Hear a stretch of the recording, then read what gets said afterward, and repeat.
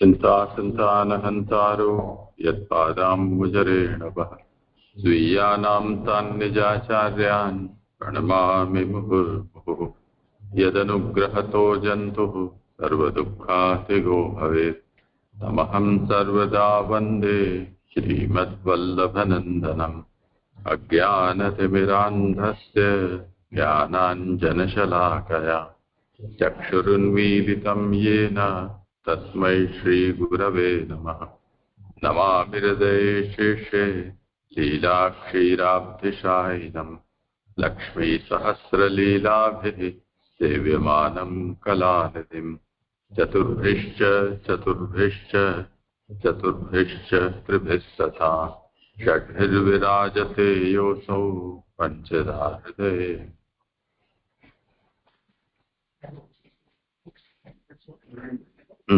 જે ત્રણ પ્રકારે પીડા કરનારી કઈ શું સમજ પ્રકૃતિ ત્રણ પ્રકારે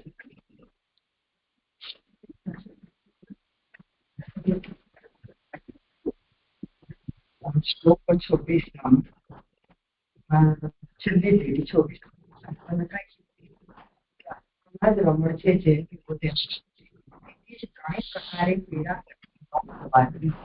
ત્રણેય પ્રકારે પીડામાં આજે કહ્યું કે તત્વ જાગેલા એ લેવાનું કે ત્રિકોણાત્મિકા છે એ રીતે પીડા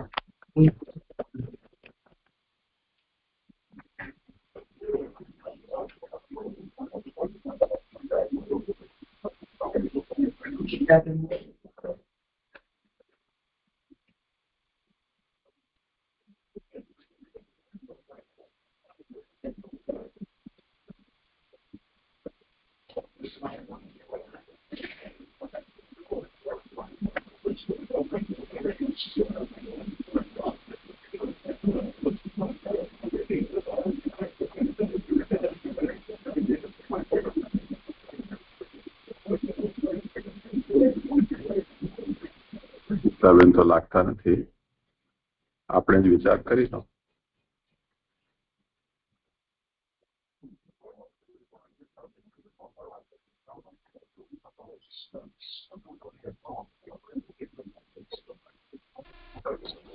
હા, તમે પ્રશ્ન સાંભળ્યો તો સમાધાન કરો. દંડવત પ્રણામ જેજી. મને પ્રશ્ન સંભળાયો નહીં, અવાજ બહુ ધીરો આવતો હતો.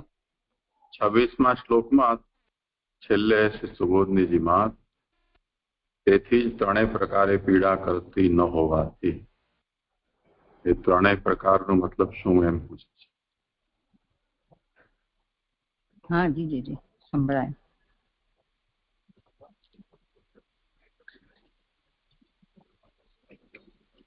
એટલે એમાં સુનિતાનો જે પ્રશ્ન હતો ને એમાં ત્રણેય પ્રકાર એટલે આ ઉપર જે કહ્યું ને, જેમ ન જાગેલો હોય એને અનર્થ કરનારી થાય છે, તે જ જાગેલાને નિશ્ચય મોહ કરતી નથી. એટલે જે જાગેલો હોય એને મોહ કરતી નથી, પણ જે તત્વ જાણેલો છે અને મારી અંદર જેનું મન યોજેલું છે, એટલે કે ભગવાનની અંદર જેનું મન યોજેલો છે એમને અને આત્મામાં રમણ કરનારને પ્રકૃતિ કોઈ દિવસ પીડા કરતી નથી. એવી રીતે ત્રણ પ્રકારે જણાય છે જે આપ કરો કામ વગેરે કરેલો છે 26મા શ્લોકમાં કે એક તો સ્વભાવથી, બીજું અદૃષ્ટ દ્વારા અને પછી કામ આદિ જનન દ્વારા, ત્રણ દ્વારા, એવું અહીંયા જ સ્પષ્ટીકરણ કરેલું છે. સ્વભાવથી મોહ ન કરતી હોવાનું, અદૃષ્ટ વગેરે દ્વારા પણ પીડા નથી કરતી અને કામ વગેરેની ઉત્પત્તિ દ્વારા પણ પીડા કરતી નથી.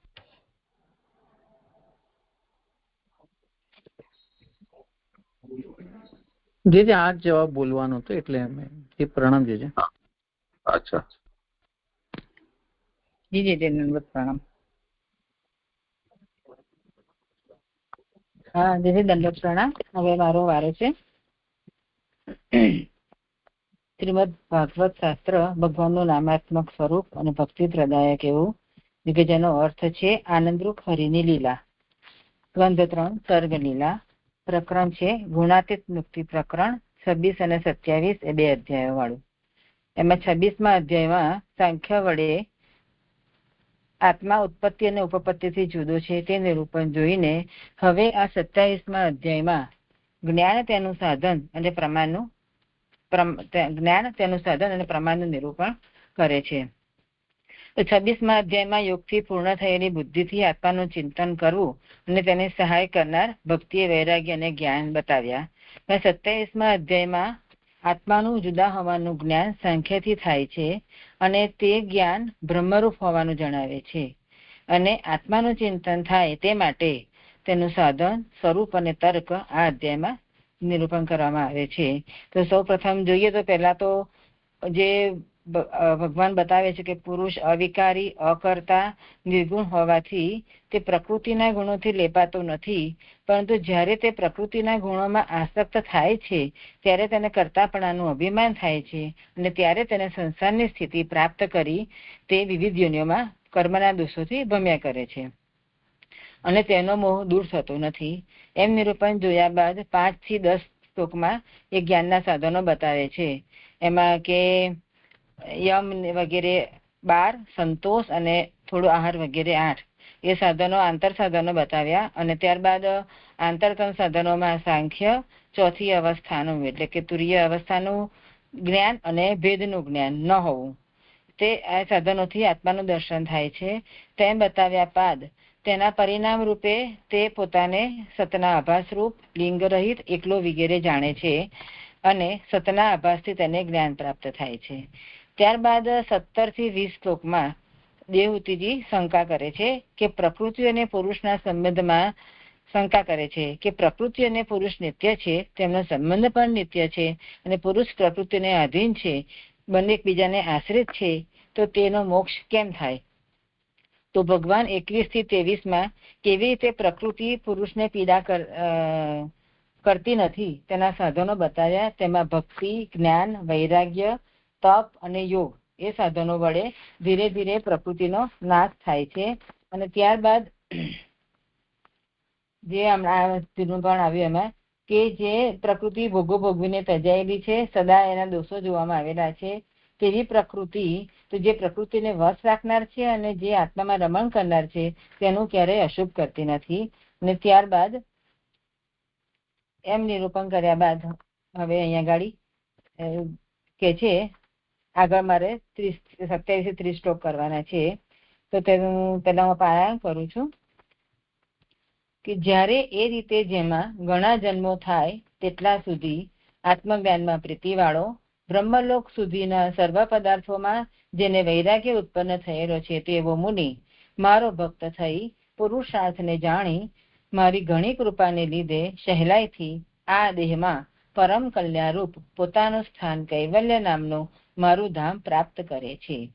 ત્યાં ધીર થઈ પોતાની દૃષ્ટિથી સર્વ સંશયોનો નાશ કરે છે.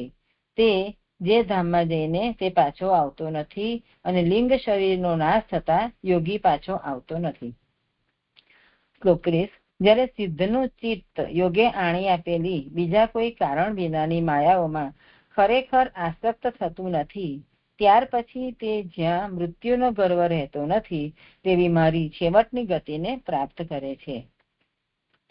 હવે શ્લોક 27ની ઉત્થાનિકા છે કે એ પ્રમાણે પ્રકૃતિ પીડા કરતી નથી એમ કહીને, એટલે કે જે તત્વ જાણેલ છે, મારામાં મન યોજેલ છે અને આત્મામાં રમણ કરનાર એ લોકોને પ્રકૃતિ પીડા કરતી નથી એમ હવે જણાવ્યું.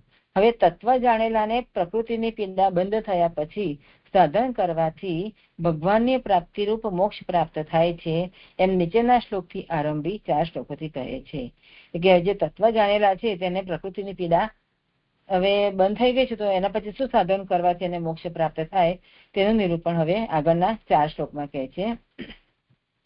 એમાં કારિકા છે મહાપ્રભુજીની કે સાધનમ ચ ફલમ ચૈવ ફલત્વમ ચાપી તસ્ય ચ પ્રતિબંધ નિવૃત્તૈવ તત્પ્રાપ્તિર્બાધનાશતઃ. સાધન 27મા શ્લોકમાં અને વળી ફળ 28મા શ્લોકમાં અને તેનું પણ ફળ હોવાપણું એટલે ફળનું પણ ફળ હોવાપણું એ 29મા શ્લોકમાં અને પીડા દૂર થવાથી, વિઘ્નો દૂર થવાથી જ તેની પ્રાપ્તિ થઈ તેનું નિરૂપણ 30મા શ્લોકમાં કરે છે. આગળ ચોથી કારિકા છે એતત ચતુષ્ટયમ પ્રાહ ચતુર્ભિર્નાન્યથા ફલમ તાદ્રશ્યાપિ ભવેદિતિ જ્ઞાનોત્તર ક્રિયા. આ 4 શ્લોકથી કહેલા છે, એટલે 4 બતાવ્યા: સાધન, ફળ, ફળનું ફળ હોવાપણું અને મોક્ષની પ્રાપ્તિ. આ ચાર શ્લોકથી કહે છે. બીજા પ્રકારે તેવાને પણ ફળની પ્રાપ્તિ થતી નથી. એટલે આ લોકોને બીજા કોઈ પણ પ્રકારે ફળની પ્રાપ્તિ નથી થતી. તેવી જ્ઞાન થયા પછીની ક્રિયા સાધન કહેલ છે. એમાં આરંભમાં સાધનો કહે છે. શ્લોક છે 27-29 3 શ્લોક ભેગા છે. યદૈવ મધ્ય આત્મરતઃ કાલેન બહુજન્મના સર્વત્ર જાત વૈરાગ્ય આ બ્રહ્મ ભુવનાન મુનિઃ મદ્ભક્તઃ પ્રતિબુદ્ધાર્થો મત્પ્રસાદેન ભૂયસા નિશ્રેયસમ સ્વસંસ્થાનમ કૈવલાખ્યમ મદાશ્રયમ પ્રાપ્નોતિ હાંજસા ધીરઃ સ્વદ્રશા છિન્ન સંશયઃ યદ્ગત્વા ન નિવર્તેત યોગી લિંગાદ્વિ નિર્ગમે.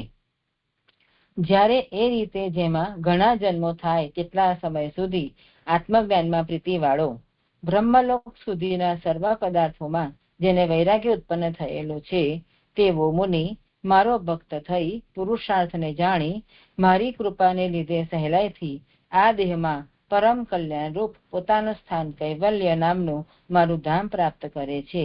ત્યાં ધીર થઈ પોતાની દ્રષ્ટિથી સર્વ સંશયનો નાશ કરે છે. તે જે ધામમાં જઈને પાછો આવતો નથી. લિંગ શરીરનો નાશ થતા યોગી પાછો આવતો નથી.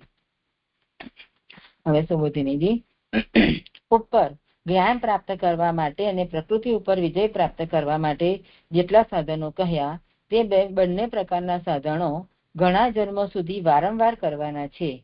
એટલે કે છે કે જ્ઞાન પ્રાપ્ત કરવા માટે જે 6 થી 10 શ્લોકમાં સાધનો બતાવ્યા તે અને પ્રકૃતિ ઉપર વિજય પ્રાપ્ત કરવા માટે જે 21 થી 30 સાધનો બતાવ્યા તે જે બધા સાધનો કહ્યા છે તે બંને પ્રકારના સાધનો ઘણા જન્મો સુધી વારંવાર કરવાના છે.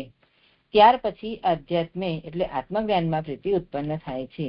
આવા સાધનો ઘણા જન્મ સુધી કર્યા પછી એને આત્મજ્ઞાનમાં પ્રીતિવાળો એ થાય છે. જ્ઞાન તો ઘણા પ્રકારે થાય છે કારણ કે તે પ્રમાણ અને વસ્તુને આધીન છે.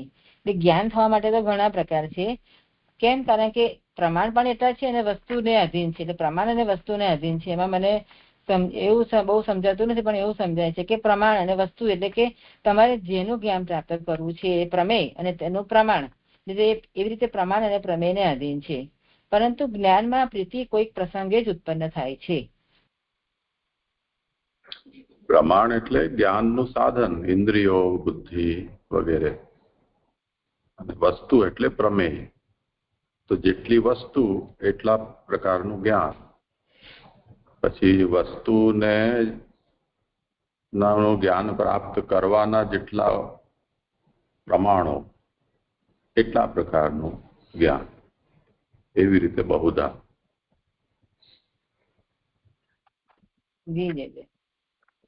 એટલે પ્રમાણથી ઇન્દ્રિયો લેવાની સાધન એ જ્ઞાન પ્રાપ્ત કરવા માટેનું સાધન. જી જ્ઞાન તો ઘણા પ્રકારે થાય છે કારણ કે તે પ્રમાણ અને વસ્તુને આધીન છે. એટલે જેનું જ્ઞાન પ્રાપ્ત કરવું છે તમારે એ પ્રમેય છે એને આધારિત જે ઇન્દ્રિયો દ્વારા જ્ઞાન પ્રાપ્ત થાય છે જે સાધન છે તે પ્રમાણે એને આધીન છે. પરંતુ જ્ઞાનમાં પ્રીતિ કોઈક પ્રસંગે જ ઉત્પન્ન થાય છે. તેના જ્ઞાનમાં પ્રીતિ ઉત્પન્ન થવાના સમયનો નિયમ ન હોવાથી એ રીતે જ્યારે એમ કહેલું છે તે જ્ઞાનમાં પ્રીતિ ઉત્પન્ન થાય છે પણ કોઈક પ્રસંગે જ ઉત્પન્ન થાય છે અને એ જ્ઞાનમાં પ્રીતિ ઉત્પન્ન થવા માટેનો સમયનો કોઈ નિયમ નથી કે આટલા સમય થઈ જશે એમ. એ રીતે જ્યારે એનાથી એવું કહેવા માંગે છે કે એ રીતે જ્યારે ઘણા જન્મો થાય તેટલા સમય સુધી એટલે કે ઘણા જન્મોએ પણ આ જ્ઞાન આત્મજ્ઞાનના પ્રીતિવાળો એ થાય છે. એવી રીતે જ્ઞાનમાં પ્રીતિ થવાની ઈચ્છા વાળો ઘણા જન્મો થાય તેટલા સમયે આત્મજ્ઞાનમાં પ્રીતિવાળો થાય છે. ત્યારે જ તે સર્વ પદાર્થોમાં વૈરાગ્ય વાળો થાય છે અથવા ત્યાર પછી પણ ઘણા જન્મોએ સર્વ પદાર્થમાં વૈરાગ્ય ઉત્પન્ન થાય છે. હવે આના માટે વૈરાગ્ય જરૂરી છે. તો આત્મજ્ઞાનમાં પ્રીતિવાળો થયા પછી ક્યાં તો તરત જ સર્વ પદાર્થોમાં વૈરાગ્ય વાળો થાય છે અથવા તો ઘણા જન્મોએ એને વૈરાગ્ય પણ ઘણા જન્મો પછી એને પ્રાપ્ત વૈરાગ્ય એને થાય છે. બ્રહ્મલોક સુધીના સર્વ પદાર્થોમાં શબ્દથી એમ કહેલું છે કે ક્રમથી થતી મુક્તિમાં પણ વૈરાગ્ય જરૂરી છે. જે કીધું કે બ્રહ્મલોક સુધીના પદાર્થોમાં જે નિરૂપણ આવ્યું છે ઉપર કે એમાં જેને વૈરાગ્ય ઉત્પન્ન થયેલો છે એટલે બ્રહ્મલોક સુધીના સર્વ પદાર્થોમાં એટલે ક્રમ મુક્તિમાં પણ વૈરાગ્ય જરૂરી છે. તેમાં પણ સદાનું મનન સાધન છે. કારણ કે બહારના પદાર્થો દૂર થવાનું જરૂરી છે. એટલે વૈરાગ્ય થાય તે માટે સદાનું મનન જરૂરી છે. કેમ? કારણ કે જો સદાનું મનન નહીં રહે તો બહારના પદાર્થોમાં આસક્તિ થશે, હાવી થશે. એટલે સદાનું મનન વૈરાગ્ય માટે આવશ્યક છે. આ 27મો શ્લોક સંપન્ન થયો છે. લઈ લો ને આગળ. જે ધન્યવાદ, પ્રણામ. જે આ એટલે ભાષા કે તો સમજ પડી ગઈ, પણ આ આખી પ્રોસેસ એને કેવી રીતે એટલે થાય એમ? I mean I want to say understand કે પ્રેક્ટિકાલિટી માં આવા ઘણા જન્મોની વાત કરે છે ને આવું કરે એનો મતલબ એક્ઝેક્ટલી કેવી રીતના પ્રોસેસ થતી હશે? જસ્ટ ક્યુરિયસ થયું એટલા માટે. જે કરો સમાધાન. એટલે આ સાંખ્ય અને યોગની પ્રક્રિયા છે. એટલે જેમ ગીતાજીમાં પણ કીધું છે ને કે યોગમાં કે બહુનામ જન્મના મંતે જ્ઞાનમાં પ્રપદ્યતે, એટલે કે ઘણા જન્મોની જે આ સાધના કરવામાં આવે છે પછી એને આ કોઈક ફળ પ્રાપ્ત, કોકને તરત થઈ જાય, કોકને ઘણા જન્મનો અંતરાય પણ આવે. એવી રીતે એટલે મને એવું સમજાય છે. ઘણા જન્મના અંતેથી કીધું છે એમાં તો એ તો સ્પષ્ટ છે અહીંયાથી. અને પણ એટલે જે મારું કહેવાનું તાત્પર્ય એવું હતું કે હાઉ એટલે કોઈ માણસ આગળ વધે પછી પાછું એટલે કેવી રીતના પ્રોસેસ થતી હશે? Maybe I am not able to put my question in that form. હમણે નીતાબેને કહ્યું તે છે પ્રક્રિયા તો એ જ છે કે જ્યાં સુધી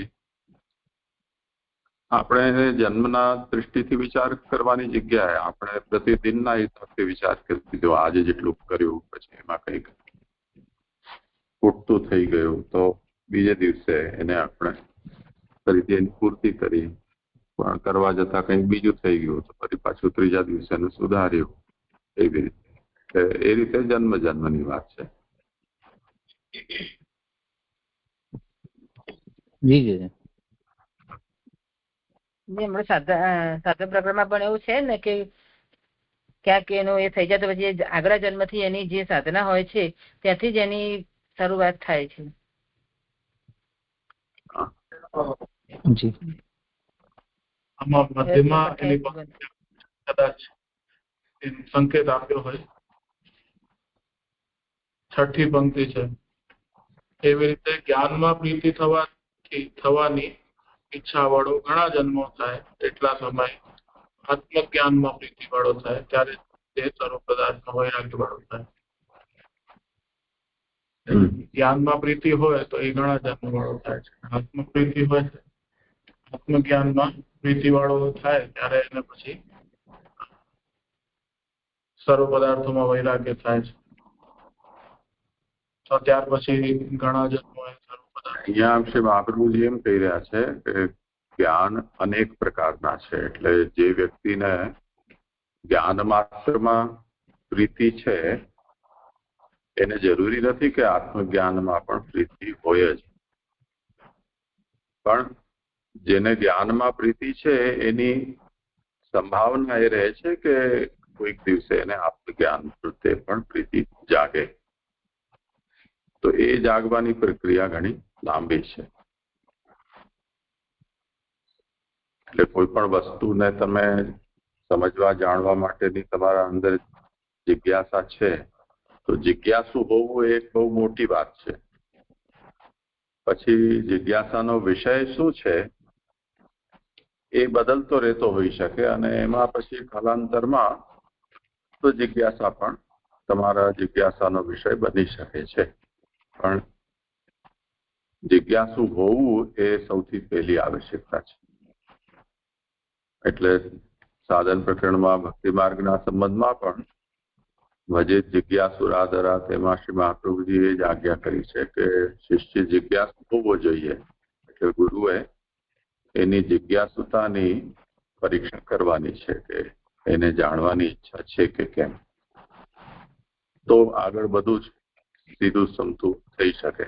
પણ જો જિજ્ઞાસામાં જ કંઈ કમી હોય, એટલે અતિ મૂળ પ્રકૃતિનો હોય, પશુ જેવો, તો પછી એમાં કંઈ આગળ ઉપજવાની કોઈ શક્યતા નથી.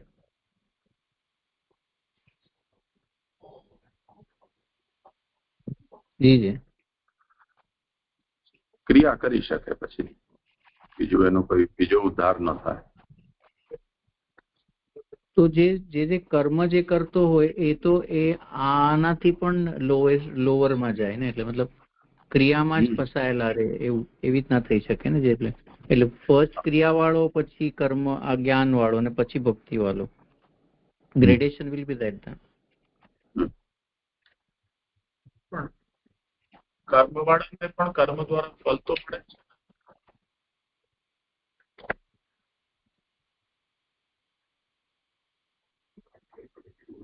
એમને ના પાડીએ બધાથી એમ પ્રાપ્ત થાય જ છે ને. એટલે જ મને અહીંયા સુધી કહ્યું ને કે બ્રહ્મલોક સુધીના કોઈ પણ માં એમને વૈરાગ્ય ન થાય ત્યાં સુધી આ ક્રમ નહીં આવે ને, એવું પોસિબિલિટી ખરી ને એમાં.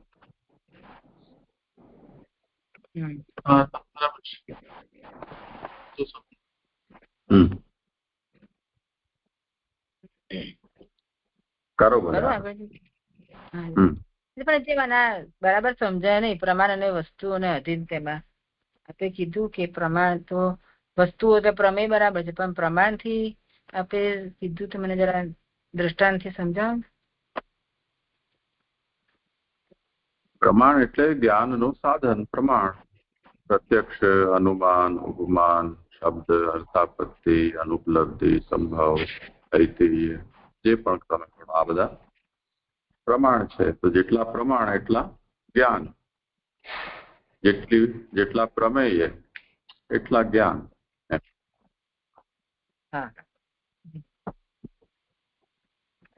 આગળ લો છું 28 અને 29. એવી રીતે ઘણા જન્મો થતા મારો ભક્ત થાય છે, પછી પુરુષાર્થ જાણે છે. એટલે આ ઘણા જન્મોના અંતે જ્ઞાનનો પ્રતિવાળો થાય છે, પછી વૈરાગ્ય થાય છે, અને ત્યાર પછી તેને એ ભગવાન થાય છે. પછી પુરુષાર્થ જાણે છે. જ્યાં સુધી ભગવાનમાં ભક્તિ થતી નથી ત્યાં સુધી પુરુષાર્થ કયો તે જ જાણતો નથી. એટલે કે તે જ્યાં સુધી એને ભગવાનમાં ભક્તિ થતી નથી, એટલે જે આગળના સાધન હતા વૈરાગ્ય, ભક્તિ ને જ્ઞાન, તો વૈરાગ્ય થઈ ગયો, હવે ભક્તિ આવે છે. તો ભક્તિ એટલે જ્યાં સુધી ભગવાનમાં ભક્તિ થતી નથી ત્યાં સુધી તે પુરુષાર્થનું સ્વરૂપ જાણતો નથી. ભક્તિ થયા પછી ભગવાન જ ઉત્તમ પુરુષાર્થ છે એવું જ્ઞાન થતા ભગવાનની ઘણી કૃપા થાય છે. જયારે ભક્તિ થાય છે પછી એ ભગવાન જ ઉત્તમ પુરુષાર્થ છે તેવું જ્ઞાન થાય છે, ત્યારે એને ભગવાનની ઘણી એના પર કૃપા થાય છે. ત્યારે તે વૈકુંઠ પ્રાપ્ત કરે છે, કારણ કે તે જ સંપૂર્ણ કલ્યાણ રૂપ છે. એટલે ભગવાનની કૃપા થવાથી તે વૈકુંઠ સ્થાનને પ્રાપ્ત કરે છે, અને તે જ સંપૂર્ણ કલ્યાણ રૂપ છે એમ ત્યાં કીધું છે. પોતાનું એટલે ભગવાનનું અને જીવનું પણ ઉત્તમ પ્રકારે સ્થાન થયેલું છે. આ જે વૈકુંઠ સ્થાન છે તે પોતાનું અને જીવનું પણ ઉત્તમ પ્રકારે સ્થાન થયેલું છે, કેમ કે ત્યાં સર્વ આત્મારૂપ હોવાથી અને તેવું જણાતું હોવાથી ત્યાં જ પુરુષ કેવલ થાય છે, કારણ કે તે જ મારું સ્થાન છે એમ અહીંયા કહે છે. એટલે કે છે કે આ જે સ્થાન પ્રાપ્ત કરે છે તે કેવું સ્થાન છે, તો એને ત્યાં એ ભગવાનનું અને જીવનું, એટલે જીવને પણ જયારે એ ત્યાં બધું આત્મારૂપ હોવાથી એ જીવને આત્મારૂપ થઈ જાય છે, એટલે તેને પોતાનો ભેદ નથી જણાતો ત્યાં આગળ. એટલે બધું આત્મારૂપ જણાય છે ત્યાંથી ત્યાં તેને, તેથી ત્યાં પુરુષ કેવલ થાય છે. એટલે કે તેને જે મોક્ષ પ્રાપ્ત થાય છે, કે જેને પ્રાપ્ત કરવાનું હોય તે થાય છે, આત્મજ્ઞાન કે આત્મરૂપ થઈ જાય છે, કારણ કે તે જ મારું સ્થાન છે. એટલે ભગવાન કહે છે કે આ જ મારું સ્થાન છે. જે મારા સ્થાનને પ્રાપ્ત કરે છે તે અંજસા એટલે સહેલાઈથી અહીં આ દેહમાં જ હું બને છે, બ્રહ્મરૂપ થાય છે, પરંતુ તેને બ્રહ્માંડનો ભેદ કરવો વગેરેની જરૂર રહેતી નથી.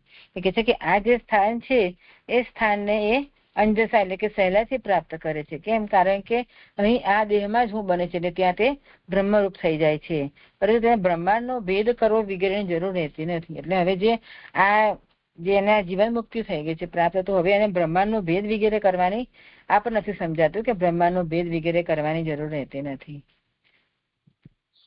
વૈકુંઠ અથવા ભગવાન, અહીંયા પેલું કાલે જીવન મુક્તિ પ્રદ નામની ચર્ચા થઈ હતી ને, તો મને અહીંયા લાગતું હતું કે આ દેહમાં જ હું જ બને છે, એટલે મને તો એ બરાબર છે. આપ પછી કહેશો.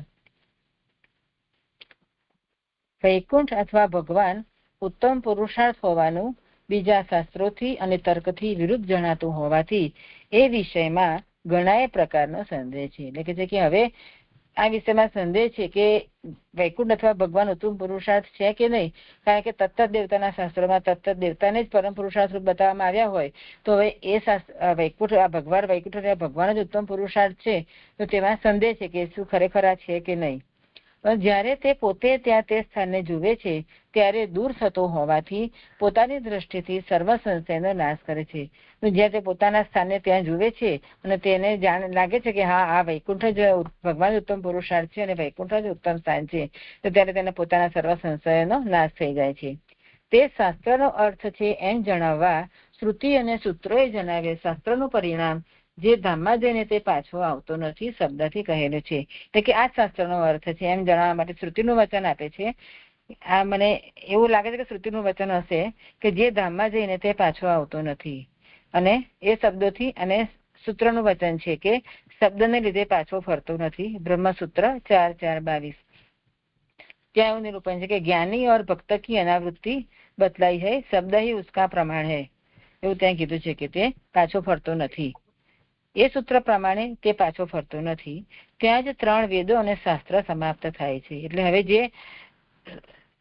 એને જે સાધનથી એને જે પ્રાપ્ત કરવાનું પ્રાપ્ત થઈ ગયું, એટલે ત્યાં જ 3 વેદો અને શાસ્ત્ર સમાપ્ત થાય છે. અહીંયા એવું સમજાય છે.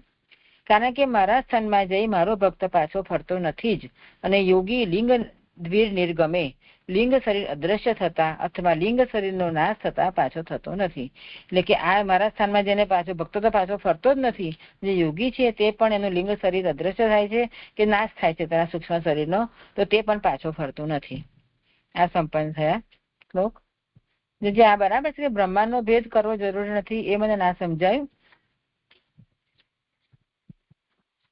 અને બીજું આજ કે ત્યાં 3 વેદો અને શાસ્ત્ર સમાપ્ત થાય છે. એ 2 વચન જરા નથી સમજાયા.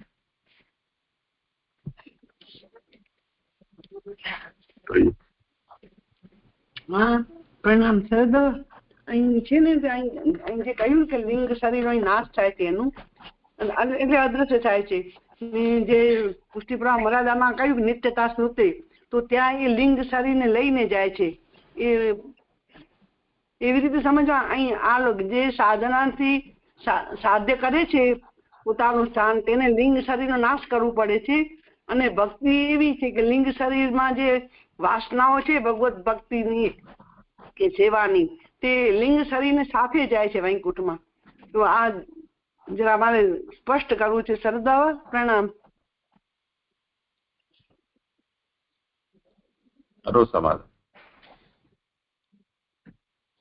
હા, એ તો હવે વૈકુંઠમાં તો એ આત્મરૂપ થાય છે, પણ આ દેહમાં જ તેને બધું બ્રહ્મરૂપ થઈ જાય છે. તે ત્યાં તો મને બહુ સમજ નથી લિંગ શરીરની, પણ આમાં તો યોગીમાં તો છે જ કે એનો લિંગ શરીરનો પણ નાશ થઈ જાય છે. મારો પ્રશ્ન પુષ્ટિ મારે આજ્ઞા કરે છે કે લિંગ શરીર સહિત જાય છે, ખાલી દેહ જ છૂટે છે અહીં. બાકી તો એ બધી વાસનાઓ ભગવત વાસનાઓ હોય છે, તેથી લિંગ શરીરને નાશ નથી કરવું પડતું ભક્તિ માર્ગમાં. તો આ 2 નું જરાક મારે સમજવું છે કે 2 માં ડિફરન્સ છે. બરોબર છે? પ્રણામ. એમાં ભક્તિ માર્ગમાં એવું છે, યોગ માર્ગમાં તો લિંગ દેહનો નાશ જરૂર. જી એટલે સ્પષ્ટ કરું સર, આ પ્રસંગ આવ્યો ને એટલે ભલે. પ્રણામ.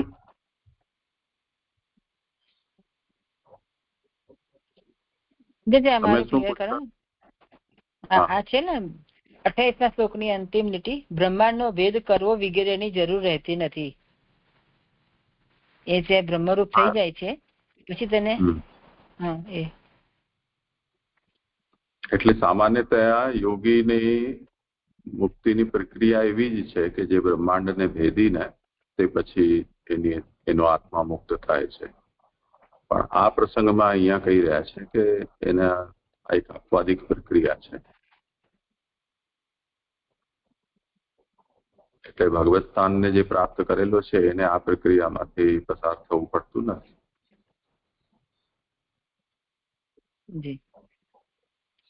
અને અહીંયા છે ને બ્રહ્મસૂત્રના વચનની નીચે કે ત્યાં જ 3 વેદો અને શાસ્ત્ર સમાપ્ત થાય છે. એટલે મેં કીધું એ બરાબર છે કે હવે એને જે ફલ પ્રાપ્ત થઈ ગયું તો શાસ્ત્રની શી જરૂર છે, એ સંબંધમાં કીધું છે કે બીજું કયું છે? હા, એટલે ભગવત ધામની પ્રાપ્તિ કરાવવા માટેના જ આ બધા ઉપાયો શાસ્ત્ર બતાવે છે. તો હવે ત્યાં જે પહોંચી ગયો છે પછી તો હવે શાસ્ત્ર કે વેદોની કઈ આવશ્યકતા રહેતી નથી. જી જી એટલે આ બ્રહ્માંડ ને ભેદીને એટલે સરદાર એવું થાય કે એ બ્રહ્મરંધ્ર ને ફોડીને પોતાનો જીવ ને બહાર જાય, છોડી દે છે દેહ ને અને પછી જાય છે, એ રીતે લેવાનું છે સરદાર? પ્રણામ. પોતાનો બ્રહ્મરંધ્ર તો છે પરંતુ બ્રહ્માંડ ને પણ બે ને. હા જી જી સરદાર પ્રણામ. તે જે આપણે ભક્તિમાં જોયું હતું ને અધ્યાય 25 33 થી 44 કે એમાં પણ વૈકુંઠ ને પ્રાપ્ત થાય, સાયુજ્ય લોક ને એવી વાત. અહીંયા આગળ પણ વૈકુંઠ ની વાત. તો એ બધા બંનેમાં કોઈ ડિફરન્શિએશન ખરું કે મોરલેસ સેમ? કારણ કે અહીંયા આગળ મૂળમાં કૈવલ્ય શબ્દ વાપર્યો છે જેને અહીંયા આગળ વૈકુંઠ કહેલું છે. તો ઇઝ ઇટ એની ડિફરન્સ ઓર એક જ છે વસ્તુ? પ્રણામ જી. કરો સમાવે.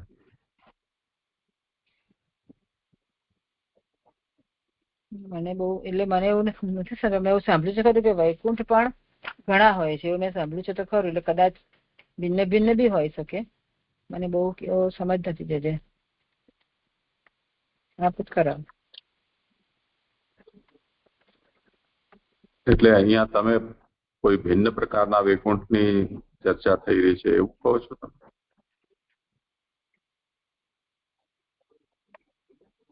ના, મને એવું નથી. એટલે હું ઇક્વલ જ સમજુ છું, કારણ કે ત્યાં આગળ પણ કપિલજી જ બોલી રહ્યા છે, અહીંયા પણ કપિલજી જ બોલી રહ્યા છે. તો કઈ ડિફરન્સિએશન હોઈ શકે કે નહીં ખબર નથી છે. એટલે કઈ ફળમાં ડિફરન્સ છે કે શું, એવી સમજ પૂછવા માંગુ છું. કેવલ યોગીની ગતિ અને યોગી ભક્ત છે તો એમાં આ અંતર છે. અહીંયા તો ભક્તની ગતિ બતાવી રહ્યા છે.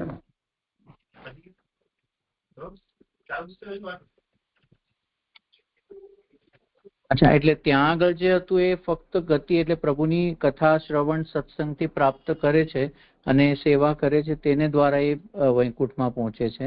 જ્યારે અહીંયા આગળ આત્મજ્ઞાન કરે ને પછી ભક્ત બને ને પછીથી વૈકુંઠમાં જાય, એ રીતની પ્રોસેસ થાય એવું છે. જે એટલે સમજ બરાબર છે કે કઈ?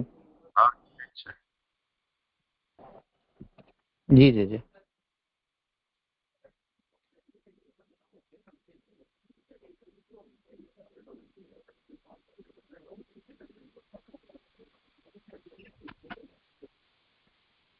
કરો ભલે.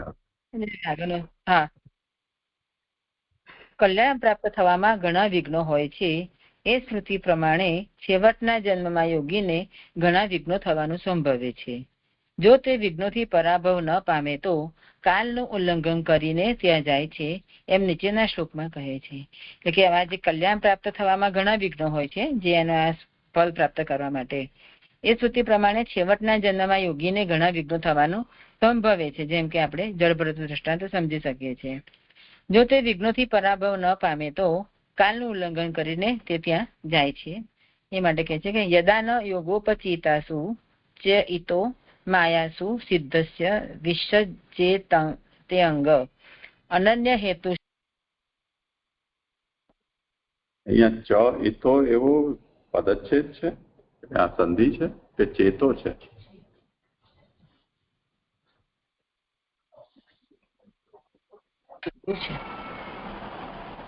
યોગોપચિતાસુ એવું છે, સિદ્ધસ્ય વિસજ્જ તે અંગ. આ ચેતોમાં. હા, મેં ચ ઈતો એવું સદી છૂટી પાડી દેજે. મેં ભૂલ છે, ચેતો જ છે.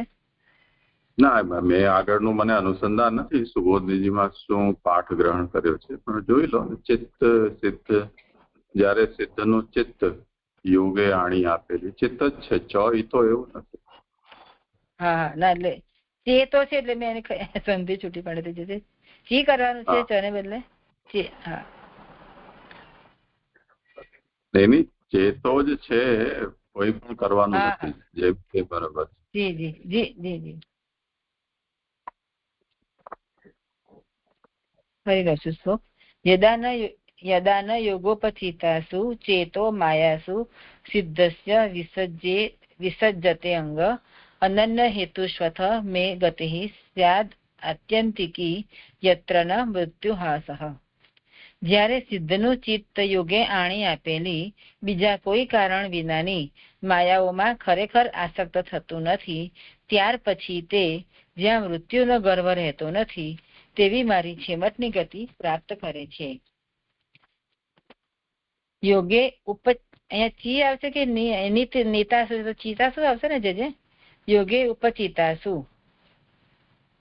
સમીપ આણી આપેલી અણીમાં વગેરે માયાઓમાં જ્યારે સિદ્ધનું ચિત્ત આસક્ત થતું નથી, અનન્ય હેતુ શું એટલે યોગ સિવાયનું બીજું કારણ જેમાં નથી તેવી માયાઓમાં ચિત્ત આસક્ત થતું નથી. આથી માયાઓ એટલે કે સિદ્ધિઓ વિના પ્રયાસે પ્રાપ્ત થવાનું કહેલું છે. એટલે કે જે યોગી છે એને આ અણીમાં વગેરે સિદ્ધિઓ તો એને અનાયાસે જ પ્રાપ્ત થઈ જાય છે, એના માટે એને કોઈ સાધન કરવું પડતું નથી. એટલે કે આવી માયાઓમાં જ્યારે સિદ્ધનું ચિત્ત આસક્ત થતું નથી ત્યારે જ મારી વૈકુંઠ નામની ગતિ પ્રાપ્ત કરે છે. એટલે આવી જે સિદ્ધિઓ છે એમાં યોગીનું ચિત્ત આસક્ત થતું નથી ત્યારે તે મારી આ વૈકુંઠ નામની ગતિને પ્રાપ્ત કરે છે. સંબંધવાળા બ્રાહ્મણને જમાડેલ હોય તેની પેઠે બીજા ફળ સાથે મુખ્ય ફળ પ્રાપ્ત થતું નથી. એમાં 2 નંબરની ફૂટનોટ છે કે જેમ પહેલા સંબંધમાં આવેલા બ્રાહ્મણને જમાડવાથી મુખ્ય ફળ થતું નથી પરંતુ બીજું ફળ થાય છે. એટલે જે બ્રાહ્મણને જમાડવાનું પુણ્ય છે, પરંતુ આપણે વિચારે કે આ સંબંધી બ્રાહ્મણ છે તેમને જમાડીએ તો આપણે 2 કામ થાય, સંબંધીને સત્તા થાય અને બ્રાહ્મણને પણ જમાડીએ. તો એવું કરવામાં આવે તો એનું મુખ્ય ફળ પ્રાપ્ત થતું નથી એમ અહીંયા કે છે. તેવી રીતે સિદ્ધિઓ આવેલી હોવા છતાં પણ ચિત્ત તેઓમાં ન જાય ત્યાર પછી જ ભગવાનની પ્રાપ્તિ થાય છે. એટલે કે અણીમાં વગેરે સિદ્ધિઓ એને મળી છે પણ એવી સિદ્ધિઓમાં એનું ચિત્ત ના જાય તો જ પછી એને ભગવાનની પ્રાપ્તિ થાય છે. જોકે ભગવાનની ઘણા પ્રકારની સગુણ પણ ગતિ થાય છે. એ ભગવાનની ગતિ તો ઘણા પ્રકારે થાય છે કે સગુણ ગતિ પણ થાય છે, છતાં પણ આ ગતિ છેવટની છે. એટલે કે આ જે ગતિ એને જે પ્રાપ્ત થાય છે કૈવલ્યની તે છેવટની ગતિ છે કે જે ફળમાં મૃત્યુનો ગર્વ રહેતો નથી. કે આ જે સિદ્ધિ છે એમાં એને ફળમાં મૃત્યુનો ગર્વ એટલે કે મૃત્યુનો હાસ એટલે કે મૃત્યુનો ડર રહેતો નથી. મૃત્યુ એનાથી હારી જાય છે કે મૃત્યુ એને હાવી નથી કરતું. કારણ કે મૃત્યુ સર્વ પ્રકારથી ફળ, સાધન, પ્રમેય અને પ્રમાણથી ભમાવીને પુરુષને પોતાને વશ કરે છે. કે મૃત્યુ તો એવું છે કે છેક માણસને અંતિમ સુધી એને ભમાવવા માટે પ્રયાસ કર્યા કરતું હોય છે. તો સર્વ પ્રકારથી ફળ, સાધન, પ્રમેય અને પ્રમાણ એટલે કે ફળ પર્યંત પહોંચી જાય છે જે માણસ તો પણ એને પોતાને વશ કરે છે એ માટે પ્રયત્ન કર્યા કરતું હોય છે. તે મૃત્યુનો જો બધો પ્રયાસ વ્યર્થ થાય તો તેનો ગર્વ જતો રહે. પરંતુ આ મૃત્યુ જો આવી આ વચ્ચેની સિદ્ધિઓમાં આસક્ત ના થાય તો આવા મૃત્યુનો જો બધો પ્રયાસ વ્યર્થ થાય તો તેનો ગર્વ એટલે કે મૃત્યુનો ગર્વ જતો રહે. પછી જ્યાં મૃત્યુનો હાસ ગર્વ રહેતો નથી ત્યાં જાય છે. અને ફૂટ નંબર નોટ લખી છે પણ એક લખ્યું છે અને એની ફૂટનોટ પણ નથી જજે.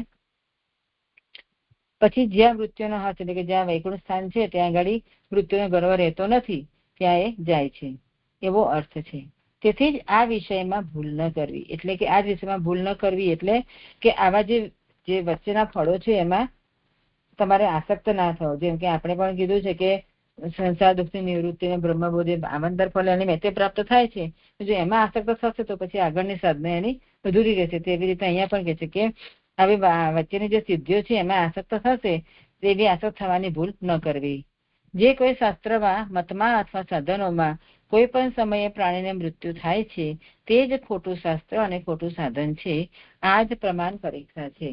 એટલે કે છે કે જે કોઈ શાસ્ત્ર આ મને સમજાય નતું પણ જે આપણે ગયા વખત સમજીને એવું સમજીશું કે જે કોઈ શાસ્ત્ર કે જે કોઈ મત કે જે કોઈ સાધન માં એ પ્રાણીને મૃત્યુ થાય, કોઈ બી સાધન કે મત હોય છે તો મૃત્યુને તરવા માટેના હોય છે. પણ આવી રીતે કોઈ પણ બી એમાં પ્રાણીને મૃત્યુ થાય છે તો તે શાસ્ત્ર, મત કે સાધન ખોટું કહેવાય છે.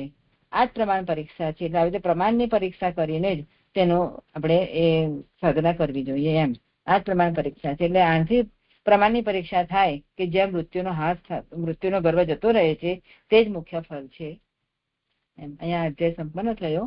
ઇતિ શ્રી લક્ષ્મણ ભટ્ટના પુત્ર શ્રીમદ વલ્લભ દીક્ષિતે રચેલી શ્રીમદ ભાગવતની સુબોધિનીમાં ત્રીજા સ્કંદના 27મા અધ્યાયનું વિવરણ સમાપ્ત. જે મારું નિરૂપણ સંપન્ન થયું. દંડવત પ્રણામ. આ એક બરાબર છે જે છેલ્લું વાક્ય કીધું તે? શું કીધું? આજે જે કોઈ શાસ્ત્રમાં, મતમાં અથવા સાધનોમાં કોઈ પણ સમયે પ્રાણીને મૃત્યુ થાય છે તે જ ખોટું શાસ્ત્ર અને ખોટું સાધન છે. આ જ પ્રમાણ પરીક્ષા છે. એટલે આપણે ગઈ વખત સમજાયું હતું, એમાંથી એવું સમજે કે બોલો. એમાં એવું સમજી કે કોઈ બી શાસ્ત્ર હોય તો મૃત્યુને ઉગાડવા માટે હોય છે, મૃત્યુને તરવા માટે. તો જે શાસ્ત્ર મત કે સાધન પ્રાણીને મૃત્યુ સુધી લઈ જાય છે તે શાસ્ત્ર કે સાધન ખોટું છે, એમ અહીંયા મને સમજાય છે. તો બરાબર છે કે કઈક સમજવામાં ભૂલ છે?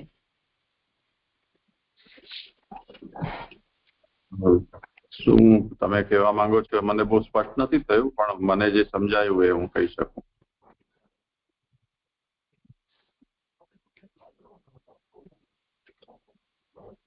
એટલે જેમ વિશ્વના જેટલા પણ કાયદાનો વિચાર કરનારા છે એ લોકો એમ કહે કે કાયદો છે એ મનુષ્યના માટે છે,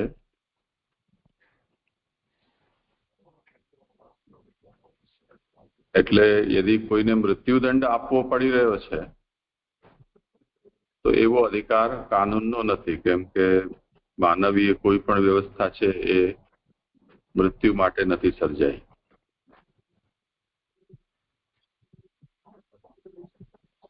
કેમ કે આપણે જન્મ આપનારા નથી તો મૃત્યુ આપવાનો પણ આપણો હક નથી. વ્યક્તિ સ્વાતંત્ર્ય છે એ એવું કહે છે. તો જે કોઈ પણ વ્યક્તિ કોઈ દેશનો સંચાલક હોય, ચાહે કંઈક હોય, રાજા કે કાનૂન, એવી વ્યવસ્થા કે જે મૃત્યુદંડને સમર્થન કરે છે તો એ એની વિફલતા છે. એવી રીતે કોઈ પણ શાસ્ત્ર છે કે સાધન છે એમાં યદી કોઈ વ્યક્તિનું મૃત્યુ થઈ રહ્યું છે, મૃત્યુ થવાનો મતલબ નિષ્ફળતા જ ને. તમે એને ફલ સુધી પહોંચાડો જો તમારા અંદર એવી ક્ષમતા છે તો, નહીં તો તમે રાજીનામું આપો શાસ્ત્ર તરીકે કે સાધન તરીકે.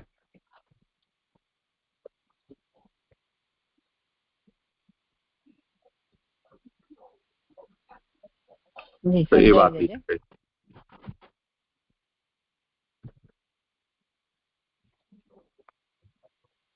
દંડવત પ્રણામ. મારું એનું પણ સંપન્ન થયું. દંડવત પ્રણામ જીજી. મને આ છેલ્લી લાઈનનો પ્રશ્ન હતો, થઈ ગઈ સમાધાન. દંડવત પ્રણામ. અને સ્ટાર્ટિંગમાં જે કારિકા આવી હતી 448 પેજ ઉપર, ત્યાં એવું કહ્યું હતું સેકન્ડ ફૂટનોટમાં કે આ અધ્યાય કામરૂપ છે, કારણ કે બ્રહ્મરૂપ સ્થિતિ જ ભગવાને વિચારેલ કામરૂપ છે. તો આપણે ત્યારે એવું ડિસ્કસ કરેલું કે સંપન્ન થાય પછી કામરૂપ કેવી રીતે સમજ પડે, તો એ વિષયમાં પૂછવું છે, કેવી રીતે કામરૂપ સમજવું. તો આ થઈ ગયું ને, અહીંયા એ તો વિષય હાલ.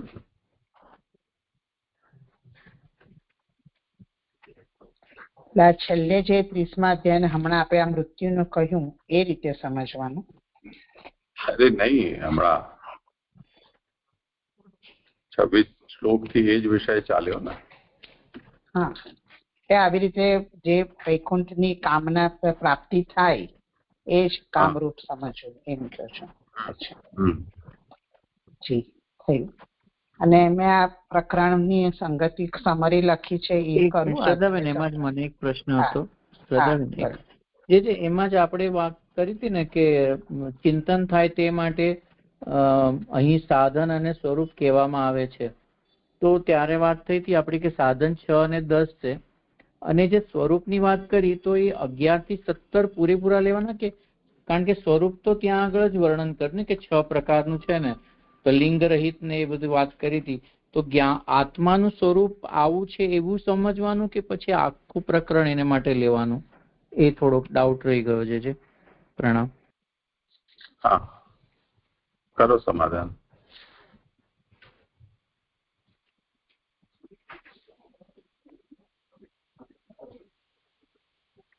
મને એવું સમજાય છે કે આત્માનું સ્વરૂપ પણ લઈ શકીએ અને સાધનનું સ્વરૂપ જે આ જ્ઞાનના સાધનો બતાવ્યા, આ પ્રકૃતિની પીડતી નથી એના જે સાધનો બતાવ્યા એનું સ્વરૂપ પણ સમજી શકાય અને છેવટે જે વૈકુંઠનું જે સ્થાનની પ્રાપ્તિ થાય છે તે જે સ્વરૂપ છે એનું એ સમજી શકાય એવું મને લાગે છે. બહુ તો સમજણ નથી પડતી. ના, એનું સ્વરૂપ તો ત્યાં પુરુષોત્તમજી સ્પષ્ટ કરી દીધું છે. એમાં કેમ પ્રશ્ન છે? બાકી ચિંતન એટલે આત્મા બ્રહ્મરૂપ હોવાનું ચિંતન. એના માટે અહીં સાધન અને આત્માનું સ્વરૂપ જણાવનારા શ્લોકની પ્રયોજનરૂપ સંગતિ છે. એમાં બ્રહ્મરૂપ સ્થિતિ જ ભગવાને વિચારેલ કર્મરૂપ છે. તો સ્વરૂપનો મતલબ અહીંયા આત્મા બ્રહ્મરૂપ છે તે એનું સ્વરૂપ થયું. 1 નંબરમાં પણ આ જ વાત કહેલી છે કે 11 થી 16 શ્લોકો છે એ સાધન બતાવ્યા છે અને 17 થી 30 શ્લોકોમાં આત્માના સ્વરૂપનું જ્ઞાન. તો એ રીતે અહીંયા સાધન અને સ્વરૂપ સમજી શકાય.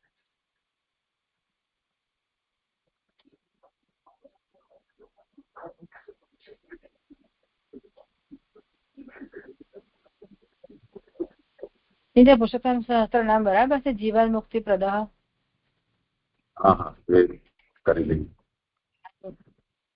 જીવન મુક્તિ પ્રદહ એ તો કાલે તમે કદાચ નહીં હો, કાલે વિચારાઈ ગયું છે. કાલે થયું હતું પણ મને મેં બરાબર સંભળાયું નતું, પણ મને આ શ્લોકમાં જે આ વાક્ય છે ને કે આ દેહમાં જ હું બને છે એથી મને અહીંયા લાગ્યું ને એટલે મેં આપણે પૂછવું રહી છું બધી. ના, એ તો એમાં કાલે અમે વાંચી હતી નામચંદ્રિકા ને આ શ્લોકનો સંદર્ભ આપીને ત્યાં એ વાત સ્પષ્ટ કરી છે. એટલે કદાચ 25 કે 26મા શ્લોકમાં 26મા શ્લોક સાથે આ વાત છે. જી જી.